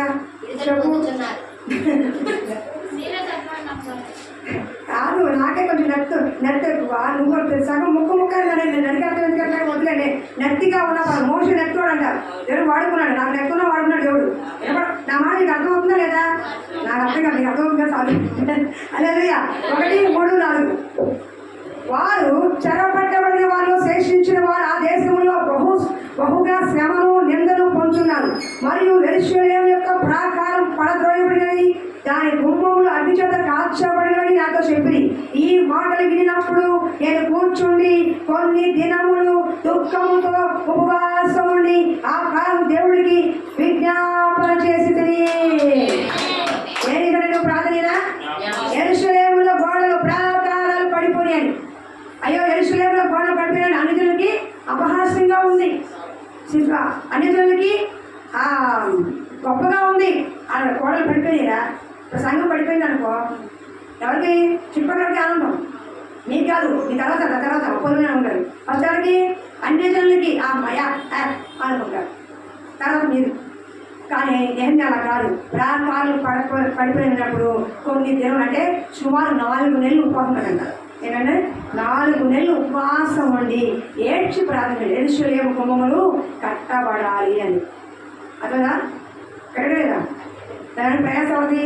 నెహెమ్యా ప్రార్థన అవుతుంది అంటే ఒక్క నెహెమ్యా యెరూషలేము గోడలు కట్టబడాలని ప్రార్థన చేశాడు, ప్రయాసపడ్డాడు, ప్రార్థన చేశాడు, ప్రయాసపడ్డాడు, కట్టాడు. పడిపోయిన గోడల్ని అక్కడికి వెళ్ళి కట్టాడు. కానీ ఈ మధ్యలో ఒక చిన్న ప్రార్థన చూడండి అన్నమాట. నెహెమ్యా గ్రంథము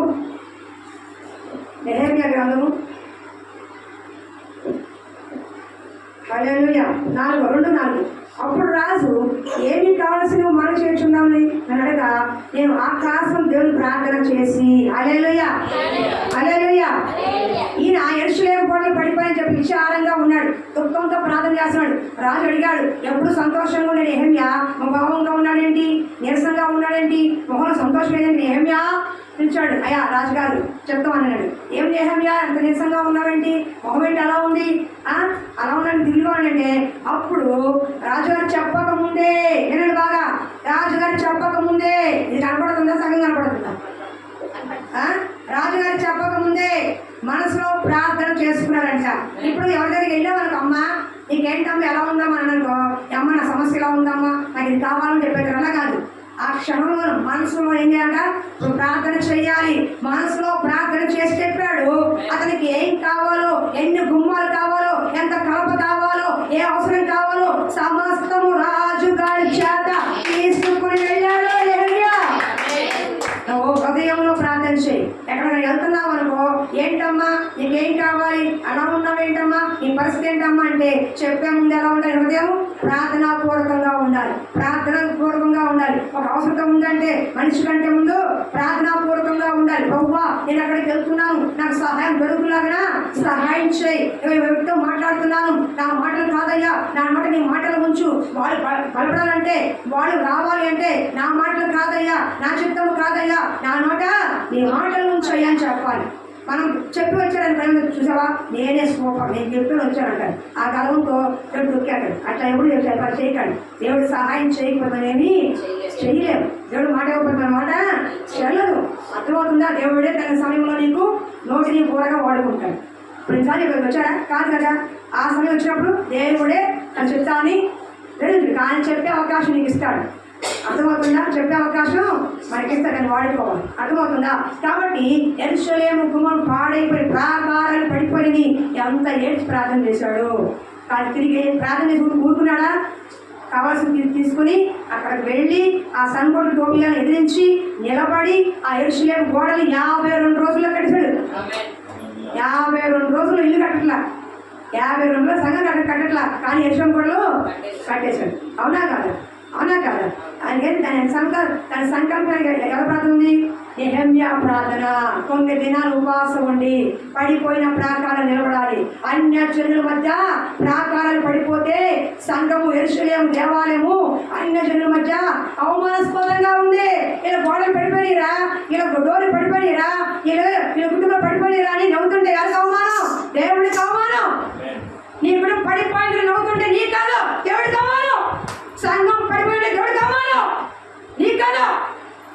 యెరూషలేము కూడా పడిపోయి అంటే ఏడ్చింది గోడలు పోయినందుకు కాదు, అన్యజనుల మధ్య నా దేవాలయము అపహాసం చేయబడుతుంది, అవమానించబడుతుంది, ఎగతాళిగా చూస్తున్నారు దేవాలయాన్ని అని ఏడ్చి ప్రార్థన చేసి వెళ్ళాడు. ఈ రోజు నా మనసు మీకుందా? పడిపోయిన దేవాలయం కోసం, పడిపోయిన కుటుంబాల కోసం, పడిపోయిన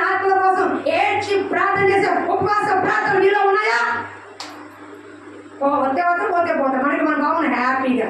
రేపు అది నీకు అవుతుంది, రేపు నీకు అవుతుంది. అది నీకోసం ఎవరు రాడు.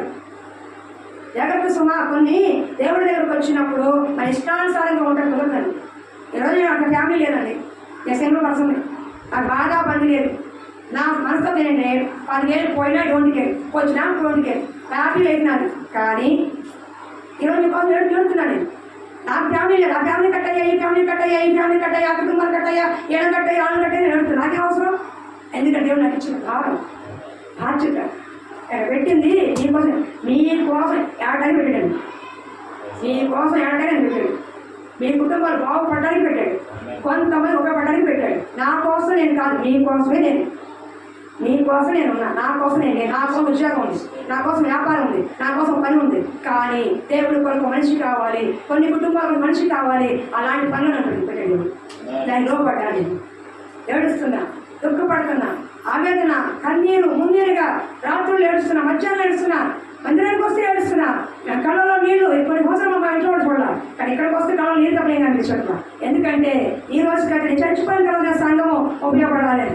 నేను ఉన్నప్పుడైనా, నేను చచ్చిపోయిన తర్వాతైనా ఈ సంఘము ఆరడ ప్రాంతంలో గొప్పగా చెప్పుకోవాలన్న కోరికలు. ఆ భారం నీకుందా? ఈరోజు నువ్వు పడిపోయా, నువ్వు ఊరుకుంటే అలాగా ఎన్ని కుటుంబాలు పడిపోతాయి. ఎక్కడో యెరూషలేములో ప్రాకారం పడిపోతే ఏడ్చాడు. ప్రాకారం పడిపోయినందుకు మాత్రమే కాదు, అన్య చెరువుల మధ్య అవమానాస్పదంగా ఉంది. ఈరోజు బయటికి వెళ్తుంటే నీ సిగ్గు అనిపించట్లా, నీ బాధ అనిపించట్లా, వాళ్ళు తొలగించుకుంటున్నారే. ఎందుకని? ప్రతిదానికి ఒకటే నా కారణం. నీ ప్రార్థన లేకపోబడి కదా, నీ ప్రయాస లేదు కదా. ప్రార్థన లేదు, ప్రయాస లేదు, కట్టాలన్నా మనసు లేదు. అక్కడ ప్రార్థన ఉంది, ప్రయాసం ఉంది, కట్టాలన్నా మనసు ఉంది. ఈరోజు ఏముంది నీకు? సంఘం ఎవరున్నారు, ఎవరికి వాళ్ళు ఎవరున్నారు? ఇంట్లో కూర్చుని ఎవరున్నారు? ఈరోజు ఇంట్లో కూర్చున్నాం, ఇంట్లో కూర్చున్నాం, ఇంట్లో కూర్చుని ఇళ్ళలోనే ఉన్నారు. ఇక్కడ చాలా రాలా, ఇళ్ళలో కూర్చుని ఎవరు వస్తారు? పైన ఖాళీ ఉంది, రావడే కింద రాలి, పక్కన భాగం ఖాళీగా కింద రాలి. మరి వీళ్ళందరూ ఇళ్ళలో కూర్చుంటే వచ్చింది ఎవరు? వచ్చేది ఎవరమ్మా? అందరూ వస్తాయి సంఘం, అవునా కాదా? మరి వాళ్ళ కోసం భారం తీసుకునేది ఎవరు? ప్రార్థించేది ఎవరు? పిలిచేది ఎవరు? పట్టించుకునేది ఎవరు? ఉపవాసం ప్రార్థించేది ఎవరు? మామూలు ప్రార్థన చేసేది అట్లా ఉపవాసమే చేద్దాం ప్రార్థన. నీ నిర్లక్ష్యం నీ కుటుంబాన్ని కూడా దేవుడు నిర్లక్ష్యపరుస్తాడు. సంఘాన్ని ప్రేమించిన వాడు, సంఘం పట్ల బాధ్యత లేని వాడిని దేవుడు పట్టించుకోడు. యెహెమ్యాకి ఏది తప్పు లేదు. యెహెమ్యా సంతోషంగా ఉన్నాడు, సమాధానంగా ఉన్నాడు, ఆస్తి ఐశ్వర్యం అన్నీ ఉన్నాయి, ఏది తప్పు లేదు. ఎందుకంటే రాజుగారి దగ్గర పని చేస్తున్నాడు. కానీ యెరూషలేము వాళ్ళు పడిపోయాని ఏడ్చి ప్రార్థన చేశాడు. ఏ రోజు నేర్చావా? సంఘం పడిపోయిందని. సంఘం పడిపోతూ నేర్చావా? ఆత్మలు పడిపోతూ నేర్చావా? సంఘం పరిస్థితి పడిపోతూ నేర్చావా? భారమైన క్రైస్తవులు కదా మీరు. ఎలా మీరు అడుగుతారు దేవుడిని? మరే భారమైన వాడా, నీకేదో నేను చేసేది అంటాడు దేవుడు. భారమైన దానా, నీకే నేను చేసేది అంటాడు. నీ పక్కన నాడు పడిపోతున్నా, నీకు ప్రయాస లేదు. సంఘం పడిపోతున్నా, ప్రయాస లేదు. సేవలు పడిపోతున్నా, నీకు ప్రయాస లేదు. నీ ఇరుగుపరు పడిపోతున్నా, నీకు ప్రయాస లేదు. ఏం చూసి నీకు దేవుడు నేర్పుతాడు? కొన్ని కుటుంబాలు నాకు మనం ఆయన చూసినప్పుడు చాలా బాధ వేసింది. తప్పు వేసి ఇంటికి వెళ్ళి బాగా ఏడ్చి ప్రార్థన చేసింది. వస్తారు నాకు అనవసరం. వాడు కోల్పోయిన డబ్బు కాదండి, వాడు కోల్పోయిన డబ్బు కాదు అనుకుంటున్నారు. డబ్బు కాదు కోల్పోయింది, శాంతి, సమాధానం, సంతోషం కోల్పోయారు. ఈ డబ్బు కూడా సంపాదించుకుంటారు, ఒకటి అమ్మకం తినొచ్చు. కానీ కోల్పోయిన వాళ్ళు ఎలా కట్టాలని సంతోషం, సమాధానం కోల్పోయారు వాళ్ళ కుటుంబాలు. అది ఎంత ఏడిస్తే వస్తుంది, ఎంత బాధపడితే వస్తుంది. ఎవరు వాళ్ళ కోసం నిలబడతారు? అక్కడ ఎవరి కోసం నిలబడతారు? ఫ్యామిలీ ఇన్ని ఫ్యామిలీస్ ఉంది. ఆ కాలం విషయం నేను నిలబడాలి అనుకుంటున్నానండి, నిలబడతాను ఖచ్చితంగా. నేను చచ్చిపోతే నిలబడతాను. మీరా నేను ఉంటే అలాగా నీ సేవకులను నన్ను చెప్పట్లా, భారం నాకు ఉంది కాబట్టి సేవకులను చెప్పట్లేదు. నా హృదయంలో మంట ఉంది, ఒక భారం ఉంది, ఒక వస్తు ఉంది. ఒక కుటుంబాన్ని బాగుపడాలని ఆశ నాకు ఉంది. ఈరోజు మీ కుటుంబాలు అస్తవ్యస్తంగా ఉన్నాయి. ఏ కుటుంబాన్ని నిలబడతారు చెప్పండి? ప్రాకారాలు పడిపోయి నేను ఏడ్చి ఉపవాసం ఉన్నాడట. ఒక 3 రోజులు ఉపవాసం ఉన్నారు మీరు.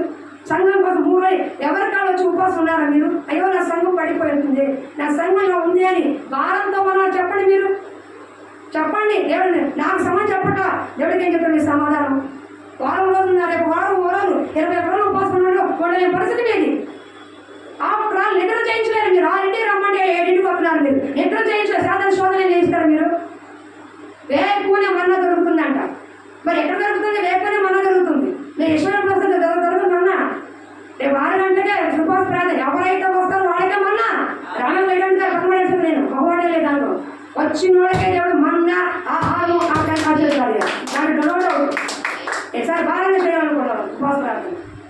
గట్టిగా చేద్దాం, గట్టిగా చేయాలనుకుంటున్నాను. ఎందుకు దీవించుకోవడం చూస్తాను. దానికి ఎవరు ఉండాలి? ప్రోత్సాహం మీరు ఉండాలి. ఎవరి కోసం ఉంటున్నావో నా కోసమా? కాదుగా, సంగబెట్టి మీకోసమే కదా. మరి నేను అడ్డంగా పడుకుని మేము ప్రార్థన చేయాలా? మీ పనులు తిరుగుతామని ప్రార్థన చేయాలా? ఆశీర్వాదం మీకు మాకు. ఆయన పని పక్కన పెట్టాడు. ఏమియా పని పక్కన పెట్టాడు, ఉద్యోగం పక్కన పెట్టాడు. దాదాపు 52 రోజులు అంటే సుమారు 2-3 నెలలు పక్కన పెట్టి ఎరుషలేము వెళ్ళి ప్రార్థన చేశాడు. ప్రాకారం పెట్టాడు, నిలబెట్టాడు. మరి మీరు ఒక పూట పని మానుకోరు, ఒక పూట ఆదాయం మానుకోరు, ఒక పూట పని మానుకోరు, ఒక సమయం ఎవరు ఇష్టానుసారంగా ఉంటే దేవుడు మాత్రం ఎలా తీస్తాడు మిమ్మల్ని? అడగంటే మీకు అర్థం ఉండాలి కదా, మనసాక్షి ఉంచుకోవాలి కదా. ఏం చేస్తున్నాము అని, ఏం ప్రార్థన చేస్తున్నాం, ఏం పాపులాడుతున్నాము, ఏం ప్రార్థన చేస్తున్నాము, ఏ విధంగా మేము నిలబడుతున్నాము, సంఘక్షేమంగా మా వంతు ఏం చేస్తున్నాము అని మీరు ఆలోచించి చేసుకుంటే అప్పుడే దొంగ దేవుడు. అది లేకుండా అడిగే అర్హత కూడా మీకు లేదు. ప్రార్థన చేయకుండా ఎవరో ఒక యెరూషలేము గోడలు కట్టబడటానికి వెనక నెహెమ్యా ప్రార్థన ఉంది. లోతు కుటుంబము పాడకుండా ఉండడానికి అబ్రహాము ప్రార్థన ఉంది. యూదాచారి పాడకుండా ఉండడానికి ఎస్తేరు ప్రార్థన ఉంది. ఇశ్రాయేలు ప్రజలు నశించుకోకుండా మోషే ప్రార్థన ఉంది. నీ వెనక నువ్వు ఎవరి కోసం ప్రార్థన చెప్పు, ఎవరి కోసం ప్రార్థన చేస్తున్నావు? ఈ వ్యక్తి వల్ల నా కుటుంబం కట్టబడే నీకు కూడా చెప్తారా? ఈ వ్యక్తి వల్ల నేను పాడకుండా నీకు చెప్తారా? ఈ వ్యక్తి వల్ల సంఘం కట్టబడి నేను చెప్తానా? ఏమైనా సాక్ష్యాలు ఉన్నాయా మీకు?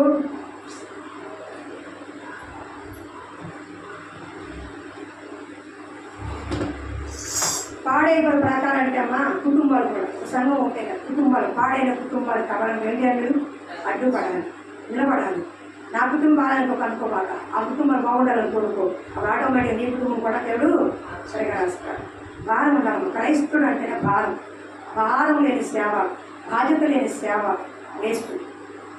అర్థమవుతుందా? నీ కొరకు నువ్వు బ్రతికేది స్వార్థం, దేవుడి కొరకు బ్రతికేది, పనుల కొరకు బ్రతికేదే నిస్వార్థం. మదర్ తెరీసా వచ్చింది. ఎవరి కోసం వచ్చింది ఆవిడ? తన కోసం బ్రతికిందా? చరిత్రలో నిలిపోయిందా లేదా? 192 దేశాలకి ఇప్పటికీ మదర్ తెరీసా ఆశ్రమాలు ఉన్నాయి. చరిత్రలో యుగర్స్లో పుట్టి 18 ఏళ్ళకి నన్నుగా మారి వచ్చింది. అవునా? అన్నిలో చాలా ఉన్నారు. మహాత్మా గాంధీ చెప్పుకుంటాగా ఉప్పు సత్యాగ్రహం చేసి తీసుకొచ్చాడని తెచ్చడలేదా? అందుకే తెచ్చడలేదా? చరిత్ర ఉండడలేదా? మరి ఇంటి పక్కన కూడా నీ పేరు రావట్లేదు. చరిత్రలో ఏముంటాను? సంఘంలో నీ పేరు లేదు, ఇంటికాడ నీ పేరు లేదు, చరిత్రలో ఇంకెక్కడ ఉంటా నీ పేరు? ఎలా చెప్తాను క్రైస్తవుని? ఎలా చెప్తాను నేను క్రైస్తవుని? ఒకసారి మీ మాస్టర్స్ ఆలోచించండి. బాధ్యత భారం కలిగి ఉండండి. ఎంతకాలం ఉంటామో లేదు. మహా అయితే దేవుడికి నా ఇష్టాలు నాకు 48 వచ్చినాయి. ఎంతకాలం నేను నిరాత ప్రార్థన చేశాను. ప్రభావ నా ఇష్టాలు అందించడం లేదు, నేను చచ్చిపోయే ముందు వరకు కూడా ఈ పని చేయాలి అంటే మన భాగ్యం నాకు తెచ్చిన ప్రభావం. 50 ఏళ్ళు నా జీవితం వ్యర్థ అయిపోయింది. ఇప్పుడు దేవుడు దగ్గరికి వచ్చాను. సంవత్సరం ఒక 5 ఏళ్ళు ప్రజలు ఉంది. 30 ఏళ్ళు నా జీవితం ఎవరో ప్రజలు అంతా వ్యర్థం అయిపోయింది. సినిమాకి శ్రీకారం చెప్తా చదవడానికి వ్యర్థం అయిపోయింది. నా లైఫ్ అంతా పోయింది. ఎవరి ప్రజలు నేను ఎవరు నమ్ముకోవాలి? ఓపిక దగ్గర నాకు వచ్చా, బలం లేకుండా వచ్చా. ఈరోజు మీకు చెప్తున్నా అసలు నాకు కొంచెం ఓపిక ఉంటుంది, శరీరం బలహీనంగా ఉంది, కానీ పని చేయాలని ఆశ ఉంది. ఇంకెంతకాలం ఉంటాను తెలియదు. ఒక 10 ఏళ్ళు ఉంటాను, 20 ఏళ్ళు ఉంటాను, ఒక 5 ఏళ్ళు 2 ఏళ్ళు ఉంటాను తెలియదు. రాత్రి పగల తెలియదు. కానీ దేవుడు పని చేయాలి. దేవుడు నాకు దేనికి కోసం పెట్టాడో ఆ పని చచ్చిపోవాలని కోరిక, నా భారణ ఆశ నాకు ఉంది. మరి నీకు క్రైస్తవుడిగా పుట్టడం కాదయ్యా, క్రైస్తవుడిగా చచ్చిపోవడం నేర్చుకో. సౌలుగా వచ్చిన వాడు పౌలుగా మార్చేసిపోయాడు, చరిత్రలో మిగిలిపోయాడు. అందరూ పోతారు, అది భాగ్యం కాదు. పోయే ముందు నీ గురించి చెప్పుకునే 10 సాక్ష్యాలు వదులుకునే అలాంటి. అయ్యో నా కోసం ప్రార్థన చేసిన కుటుంబం అయ్యా, నా కోసం ప్రయాసపడిన కుటుంబం అయ్యా, అయ్యో నా కోసం ఇంటి లేకపోతే ఆదుకున్న కుటుంబం అయ్యా, నన్ను ప్రేమించిన సహాయం చేసిన కుటుంబం అయ్యా అని 10 మంది చెప్పుకునేలాగా మీ బ్రతుకు ఉంచుకోండి అయ్యా. బతుకుతున్నామంటే బతికే ఉంటారు, అందరూ బతుకుతారు, అలా బ్రతుకు ఒక అర్థం పక్కన ఉండాలి. అడుగుతున్నాడుగా బతుకున్నాడు రోడ్డు మీద, అది కాదుగా. అర్థం పక్కన బ్రతుకుండాలి. అదే క్రైస్తవం అంటే. నా బతుకు అర్థం ఉంది, నీ బతుకు అర్థం ఉందా? అబ్రహాం బతుకు అర్థం ఉంది, దాని బతుకు అర్థం ఉంది, ఆఖరికి సుంకరి ప్రార్థన బ్రతుకు కూడా అర్థం ఉంది. అర్థం పక్కన బ్రతుకులను మనయ్యే, క్రైస్తవులుగా చెప్పుకుంటున్న మనయ్యే. భారం లేదు, బాధ్యత లేదు, ఏమీ లేదు. మనం తిన్నామో, మనం పడుకున్నామో, మన బాధలో మన సమస్యలు, మన చర్చ వరకు సమస్యలు ఉంటాయి. కాబట్టి మరి అసలు ఎవరిని చర్చని అడగడం తప్పప్పుడు అడగడం పోతావు కదా, అట్లాగే తప్పు కదా. దేవుడు ఇచ్చిన తల ఉంటుంది, దేవుడు ఇచ్చిన కార్యాలు, దేవుడు ఇచ్చిన వాడవాడు. దేవుడు నమ్ముకున్నాడు ఎప్పుడు కూడా పొమ్ము కాలేదు, సిగ్గుపడి. నా చెల్లెను సిగ్గుపడి, దావీదుని దేవుడు సిగ్గుపరచగా. యేసేపు సిగ్గుపరచలా, అబ్రహామును సిగ్గుపరచలా, దానియేలుని సిగ్గుపరచలా, ఎస్తేరు మరియుని కూడా సిగ్గుపరచ. ఈరోజు నువ్వు సిగ్గుపడుతున్నావు అంటే కానీ తెలుసా, దేవుడికి ఉపయోగం పని పడలేకున్నావు. నువ్వు సిగ్గుపడుతున్నావు, సిగ్గుపడే కార్యం ఉన్నాయంటే ఒకటే, దేవుడికి ఉపయోగపడలేని బతుకునిది. ఒకటే మాట, ఉపయోగపడలేని బతుకునిది అంతే. అర్థమవుతుందా? కాబట్టి ఇక్కడ జరిగిన ఆఖరి ఒక మాట ముగింపు చేస్తాను. ముగింపులో ఎవరు ఉండాలి? యేసు ప్రభు ఉండాలి. నీ కొరకు నా కొరకు మన పక్ష విజ్ఞాపన చేసింది ఎవరు? యేసు ప్రభు వారు. ఈ స్థలంలో నువ్వు రక్షణ ప్రయాణించిన ఎవరు? యేసు. అంటే మన పక్షాన విజ్ఞాపన చేయబట్టి ఈ రోజున ఎన్నో తప్పిదాలు పొరపాటున మనం క్షమించబడి నిలబడ్డాం. ఆయన పుట్టిన ప్రాణ భిక్షను బట్టి ఈరోజు నేను రక్షించబడ్డా. అవునా కాదా? అవునా? నీ కొరకు నా కొరకు సర్వాలు లోక మానవాళి కొరకు తన ప్రాణాన్ని త్యాగం చేసిన వాడు యేసు ప్రభువారు. నువ్వు చేసిన త్యాగమే ఉంది. నీ కుటుంబాన్ని నువ్వు చేసుకుంటే డబ్బా కొడుకున్నట్టు అవుతుంది. ఇతరుల కోసం చేసిందే నిస్వార్థమైన త్యాగం. త్యాగం అంటే ఏంటి? నిస్వార్థమైంది, ఏమీ ఆశించకుండా చేసేదని త్యాగం అంటారు. యేసు ప్రభువారు నిన్ను డబ్బు ఆశించారా? బంగారు ఆశించాడా? కాదుగా, నిన్నే ఆశించాడు. నీ హృదయాన్ని, చెడ్డ హృదయాన్ని నాకు ఇచ్చే, చెడిపోయిన మనసుని నాకు ఇచ్చే, చెడిపోయిన బ్రతుకుని స్ట్రైట్ చూపుల్లో వ్యభిచారం ఎవరు చేసుకోరు. అమ్మాయి బాగున్నాడు అంటాడు, కానీ ఎవరు యేసు ప్రభు అంటాడు, నేను చెడ్డ బ్రతుకు కూడా నాకు ఇచ్చే, నేను బాగు చేసుకుంటాను. అలాంటి యేసు ప్రభుని ఆరాధిస్తున్న మనము మార్పు లేకపోతే దేవుడు కూడా మీకు ఏమి చేయడానికి విషయం జ్ఞాపకం చేసుకోండి. మీలో మార్పు లేకుండా, భారం బయట లేకుండా దేవుడు కూడా మనకేమీ చేయలేదు. మనిషికి కోసం తేడా ఏంటి? మారాలి. దానికి జ్ఞానం లేదు, మన జ్ఞానం ఉందిగా. మనం మారాలి, ప్రార్థన మారాలి, జీవితం మారాలి, కొత్త గొప్ప మారండి. ఒకసారి మారకపోయినా కొద్ది కొద్దిగా మారండి, ప్రయత్నం చెయ్యండి, నేను చేస్తాను చెయ్యండి. ఐఎమ్ నాట్ పర్ఫెక్ట్, నేనేం పర్ఫెక్ట్ మనిషిని కాదు, కానీ ప్రాసెస్లో ఉన్నాను. పర్ఫెక్ట్గా వెళ్దాం అనుకుంటున్నాను, వెళ్ళాలని ఆశపడుతున్నాను. అర్థమవుతుంది. ప్రయత్నం చేస్తే కదా ఏదైనా సక్సెస్ అవుతుంది, ఏం చేయడం గురించి అవుతుంది. కాబట్టి వీళ్ళందరూ ప్రార్థన కనుక చేసిన కార్యం కనుక ఎవరో చేసిన ప్రార్థన ఉన్నట్టే నీ జీవితంలో, నీ కుటుంబంలో, సంఘంలో నీ ప్రార్థన ఉండాలి. ఈ రోజున కొద్దిమంది ఉన్న సంఘం విస్తరించబడి 100 మంది వచ్చిందనుకోండి. ఒకప్పుడు ఈ సంఘం కోసం ఈ రోజున ఒకప్పుడు నలుగురే ఉండేవాళ్ళండి, ఇద్దరే ఉండేవాళ్ళండి, ఒక ముగ్గురే ఉండేవాళ్ళండి. కానీ మేము చేసిన ప్రార్థన బట్టి ఈ రోజున ఆ రోజు మేము కష్టపడ్డామండి, శ్రమపడ్డామండి, మందిరాన్ని ఆదుకున్నామండి, మందిరం నిలబడ్డామండి. కానీ ఈరోజు 100 మంది ఉన్నారంటే మీ భుజాల మీద తొమ్ముకుని వచ్చినట్టు. కొడతా ఎవరు ఏ సంఘం కూడా లేకపోతే రావట్లేదమ్మా. కొడతా 5 మంది పుట్టింది క్లియర్ సంఘం, పూర్వ కూడా 7 మంది పుట్టింది సంఘం. నా పాస్టర్ గారి దగ్గర కూడా 2 ముగ్గురు సంఘం ప్రారంభమైంది. ఏ సంఘం కూడా 2 ముగ్గురు ప్రారంభమైపోతుంది. పడతాలు అన్నీ ఉంటాయి, కానీ ఒక దినాన దేవుడు ఒక ద్వారం తెలుస్తాడు, అది ఎవరు ఆపలేదు. కానీ ఆ రోజున చరిత్రలో మీరు ఉంటారా? సంఘంలో మీ పేరు ఉంటుందా చెప్పుకోవడానికి? ఒక సాక్ష్యం ఉంటుందా? అది లేకపోతే మీరు ఉన్నా లేకపోయినా ఓకే దేవుడి దగ్గర. అర్థమవుతుందా? నేనేం చెప్తున్నానంటే అన్నీ బాగున్నప్పుడు చేయడం కాదు, ఏమీ లేనప్పుడు నిలబడటమే అస్వస్థమైన బతుకు. అర్థమవుతుందా? నీలాగా నేను కూడా అనుకుంటే మాకెందుకంటే ఎవరు పోయి ఉండేవాడు. దయచేసి చెప్తున్నాను, సంఘం నిలబడాలన్నా, కుటుంబం నిలబడాలన్నా, ఈ పేడ నిలబడాలన్నా, ఇరుగుపోయిన బాగుండాలన్నా వాళ్ళ వెనక ఒక ప్రార్థన జీవితం వ్యక్తి ఉండాలి. ఈ ప్రార్థన ఉండాలి, నా ప్రార్థన ఉండాలి, మన ప్రార్థనలు ఉండాలి. అబ్రహాము, మోషే, ఎస్తేరు, యేసు ప్రభువారు, పౌలు గారు ఎలా ప్రార్థన చేశారో మన ప్రార్థన కూడా ఆ విధంగా ఉన్నప్పుడు మనకు చరిత్ర ఉంటుంది.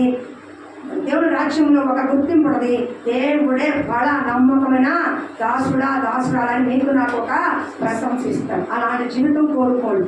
ఎంతకాలం ఉండదు. ఈ రాత్రే నీ ప్రాణం చేసేటోడు, అప్పులు ఉన్నాయి పరిగెత్తుతున్నావు. ఈ రాత్రి ప్రాణం చేసేటోడు, ఏమైపోతే నీ అప్పులు, ఏమైపోతే నీ కుటుంబం, ఏమైపోతే నీ ఆస్తి పాస్తి. ప్రాణం ఇచ్చిన దేవుడికి ఎడగాలి అనుకున్నారా? జాగ్రత్త సుమా. మీరు ఎవరితోనే పెట్టుకోండి, దేవుడు పెట్టుకోబాకండి. మీరు ఎవరితోనే పెట్టుకోండి, ప్రపంచంలో దేవుడితో మాత్రం పెట్టుకోబాకండి. లేపిన ఆయన, తొక్కేసిన ఆయన. అర్థమవుతుందా? కానీ ప్రార్థనలు ఏముండాలి? ఈ సంఘం రేపు ఎదగాలంటే వెనకాల ఉండాలి, మీ ప్రార్థన ఉండాలి. మీ కుటుంబం బాగుపడాలంటే మీ ప్రార్థన ఉండాలి. మీ బిడ్డలు స్థాయిలో హెచ్చింపులో ఉండాలంటే మీ ప్రార్థనలు ఉండాలి. ఈ ఆరోగ్య క్షేమంగా ఉండాలంటే ప్రార్థన, యవనస్తులు బాగుండాలంటే మీ వెనక మా ప్రార్థనలు ఉండాలి. హల్లెలూయా. ఏముండాలంట? ప్రార్థనలు ఉండాలి. ప్రార్థన చేసుకుందాం.